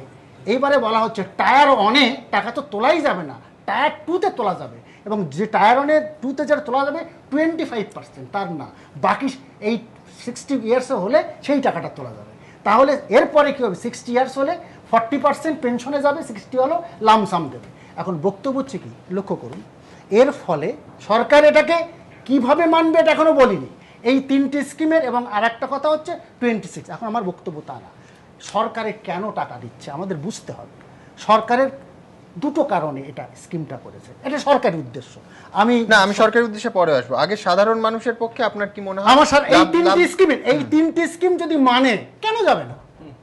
এই তিনটি স্কিম মানলে অবশ্যই যাওয়া উচিত। তবে হ্যাঁ, একটা কথা আছে, প্রশ্ন হচ্ছে বিদেশি যারা প্লেয়াররা আসবে তারা কিন্তু ওই স্কিমে ঢুকতে চাইবে না। ঠিক বলেছেন। কারণ হচ্ছে আপনি বুঝতে পারেন না, তারা বলবে যে না, আমি গ্যারান্টেড 7% সুদ আমি দেবো না, আমি শেয়ার মার্কেটে খাওয়াবো, যা হবে। এইটা নিয়ে দর কষাকষি।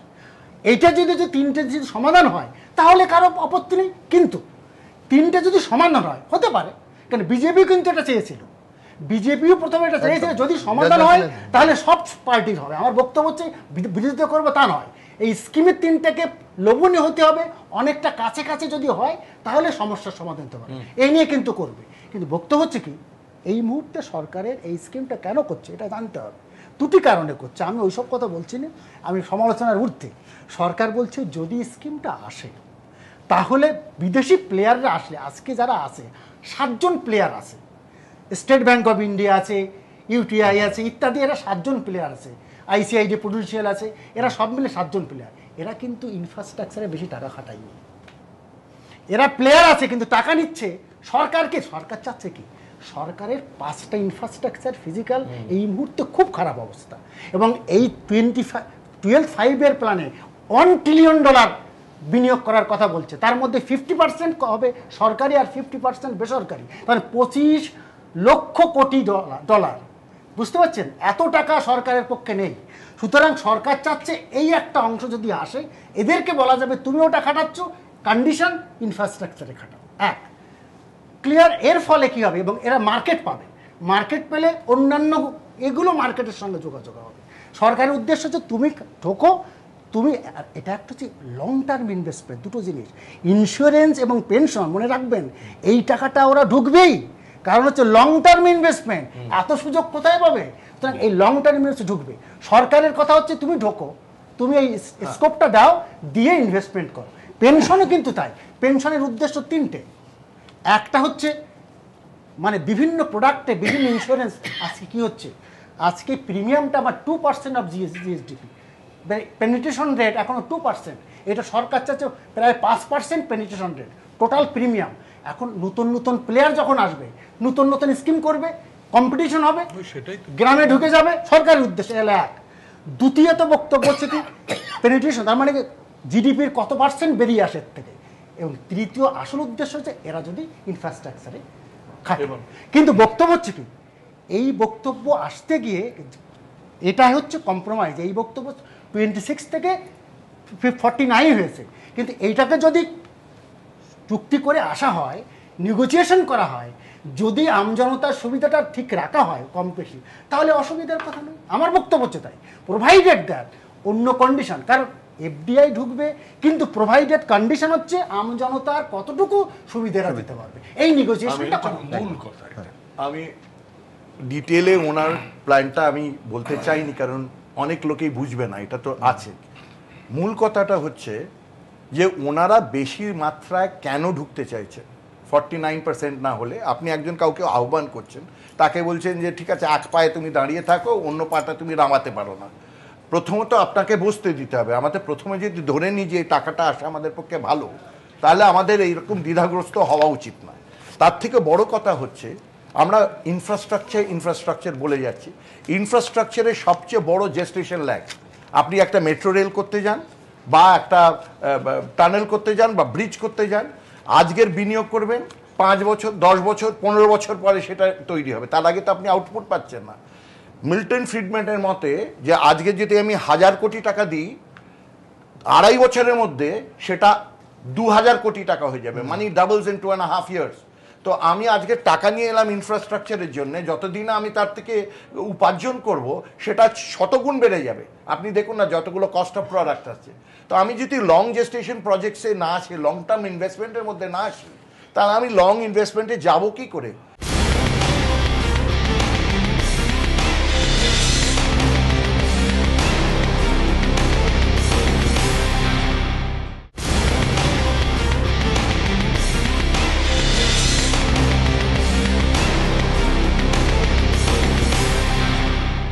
আমি যেটা বারবার বলছি, আমি দয়া করতে তো আসছি না, মুনাফার জন্য আসছি। তাতে আমার দরকার ইনফ্রাস্ট্রাকচার কোথায়, শহরে না গ্রামে? কারণ করার অনেক আছে, কিন্তু করতে গেলে আমাদের টাকা নেই। সুতরাং ফরেন ক্যাপিটাল আনতে হবে, নিয়ে আসতে হবে সব দেশেই, উইদাউট এনি ডাউট, যে এমন জায়গা থাকো যে তুমি এইখানে থাকো, এবং যত স্কোপ দেবো তারা তত বাড়বে, এবং সেই মুনাফাটা বারবার ফিরে আসবে। এখন ফাটকা বাজার বলা হচ্ছে, কিন্তু আমরা যদি এই রিয়েল এস্টেটটাকে, মানে এই স্টক মার্কেটটা ডেভেলপ না করতে দিই, তারাও টাকা খাওয়াটানোর স্কোপ পাবে না। আমি একবার এখান থেকে অর্থনীতি থেকে একবার রাজনীতি আসি। আমি বুঝলাম নির্বেদ, আমি ধরে নিই যে এই বিষয়টা পৃথিবীর এবং ভারতবর্ষের খুব জরুরি এবং সব থেকে ভালো বিষয়। করবেন কি করে? না লোকসভায় না রাজ্যসভায় আপনারা মেজরিটি, আমি ধরে নিলাম যে দারুণ ব্যাপার, কিন্তু কংগ্রেস তো করতে পারবে না। বিজেপি পরিষ্কার জানিয়ে দিয়েছে যে এক্ষেত্রে তারা আপনাদের সমর্থন করবে না, সমর্থন করবে না। বোধহয় বিজেপি তা জানায়নি, বিজেপি বোধহয় বলছে জানায়নি নির্বেদা, কিন্তু আপনি লজিক্যালি যদি ভাবেন প্রধান বিরোধী দল তারা আপনি সংস্কারের ঝান্ডা উড়িয়ে আরো 5 বছর বা আরো 10 বছর আসনটা স্থায়ী করবেন, আর তারা আপনার সুরে সুর মেলাবে। আমার মনে হয় বিজেপির বক্তব্যটা আমি বলি, বিজেপি এই জিনিসটাকে এভাবে দেখে না। দেশের যদি কোনো একটা পদক্ষেপ নিয়ে যদি দেশের অর্থনীতির উন্নতি হয়, তাহলে বিজেপি সে ব্যাপারে সরকারি দলের শরিক হতে রাজি আছে। পরিষ্কার করে স্ট্যান্ডিং কমিটির মাথা ছিলেন যশবন্ত সিনহা, স্ট্যান্ডিং কমিটির মাথা ছিলাম, এবং স্ট্যান্ডিং কমিটিতে আমরা এই কথা বলেছি। আমাদের কতগুলো এদের পুরনো বন্ধু, কংগ্রেস পরে গিয়ে হাত মেলাচ্ছে। না, এরা ফেলমারা সোভিয়েত ইউনিয়নের বন্ধু, আমরা এখনো ফেলমারা না, এখনো আছি আমরা। সোভিয়েত ইউনিয়ন দুনিয়াতে, তাতে কি হলো? আপনিও তো ফেল মেরেছেন। আমেরিকা তো চিৎপাত, গমগম করে চলছে। আমেরিকা এখন বেঁচে আছে, 15 দিন আগে এলাম, গমগম করে চলছে, ঋণের উপরে বেঁচে আছে, গমগম করে চলছে। আমেরিকা বেঁচে আছে, দোকানে পাটে নাও হারে আপনার ওবামা বলছে আমার শ্বাসকষ্ট হচ্ছে। না, আপনি ডাক্তার পাঠান এখান থেকে। পুরনো সোভিয়েত ইউনিয়নে যদি পুরনো ডাক্তার থাকে, তাহলে সোভিয়েত ইউনিয়নও আছে, ভয় পাচ্ছেন কেন? তৈরি কোথায়? নর্থ কোরিয়ায় আছে। দাঁড়ান না, হচ্ছে বংশানুক্রমিক কমিউনিজম চলছে। গোকুলে বাড়ি না, গোকুলে আমি তথাগত কিছু নেই। ও তথাগত আমি একটা ছোট্ট কথা বলে রাখি। আমি শেষ করি, আপনি তো বলবেন। না, যেটা এই সমস্ত অবান্তর উদাহরণের মধ্যে গিয়ে আসল বিষয়টা হারিয়ে যাচ্ছে আর কি। আসল বিষয়টা হচ্ছে যে আমার খুব ভালো লাগছে যে এই বিষয়ে আমরা একমত হয়েছি যে এফডিআই প্রয়োজন, এবং এফডিআই যদি প্রয়োজন হয় তাহলে সমস্ত যারা চিন্তাশীল দল আছে, চিন্তাশীল দল দু একটা নেই এমনও আছে, তাদের আমি বাদ দিচ্ছি, চিন্তাশীল দল যারা আছে তাদের একমত হওয়া উচিত, এবং একসাথে বসে এর মধ্যে যেখানে মতানৈক্য হচ্ছে সেই মতানৈক্যর ব্যাপারগুলো সিধে করে নেওয়া উচিত। যেমন নাকি আমাদের এফডিআইতে মূলত কোনো আপত্তি নেই, কিন্তু খুচরো ব্যবসায় এফডিআইতে আমাদের বিলক্ষণ আপত্তি।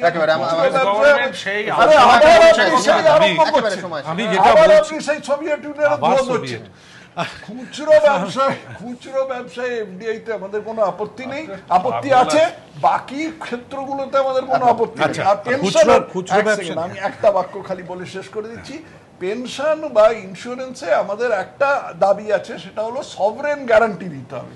সভরেন গ্যারান্টি মানে রাষ্ট্রের তরফ থেকে গ্যারান্টি দিতে হবে, সেটা এর গ্যারান্টি নয়, সেটা কোনো রাষ্ট্রায়ত্ত সংস্থার গ্যারান্টি নয় বা রেগুলেটরি গ্যারান্টি নয়, যেটা এক্সিকিউটিভ থেকে বদলানো সম্ভব হতে পারে, সেটা আইনের মধ্যে সেই গ্যারান্টিটাকে ওতপ্রোত করতে হবে।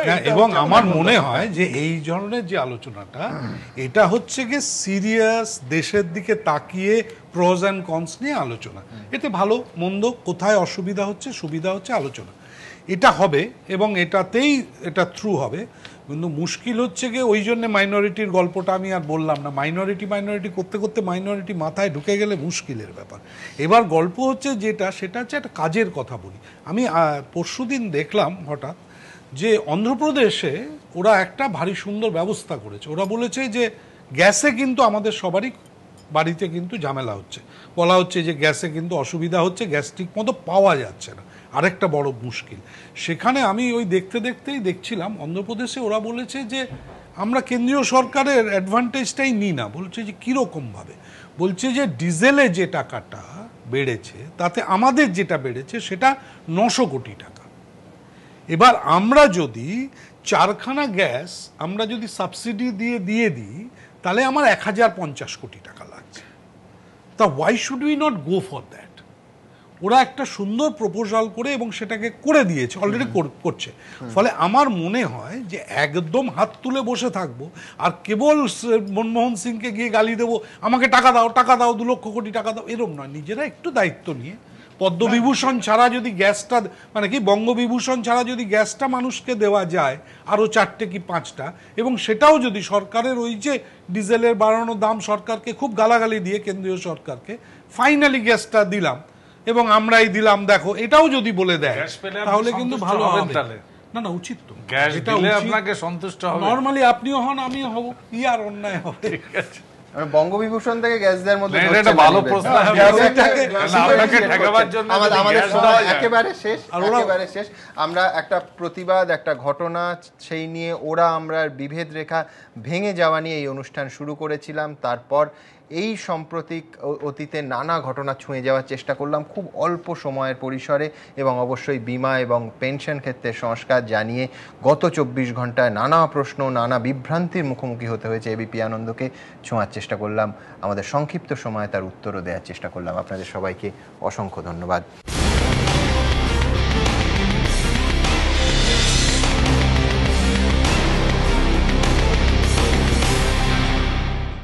প্রতিপক্ষ নিবেদন করছে কনকাস ম্যাক্স টিএমটি বার, আজ ও কাল সাপোর্ট চিরকাল।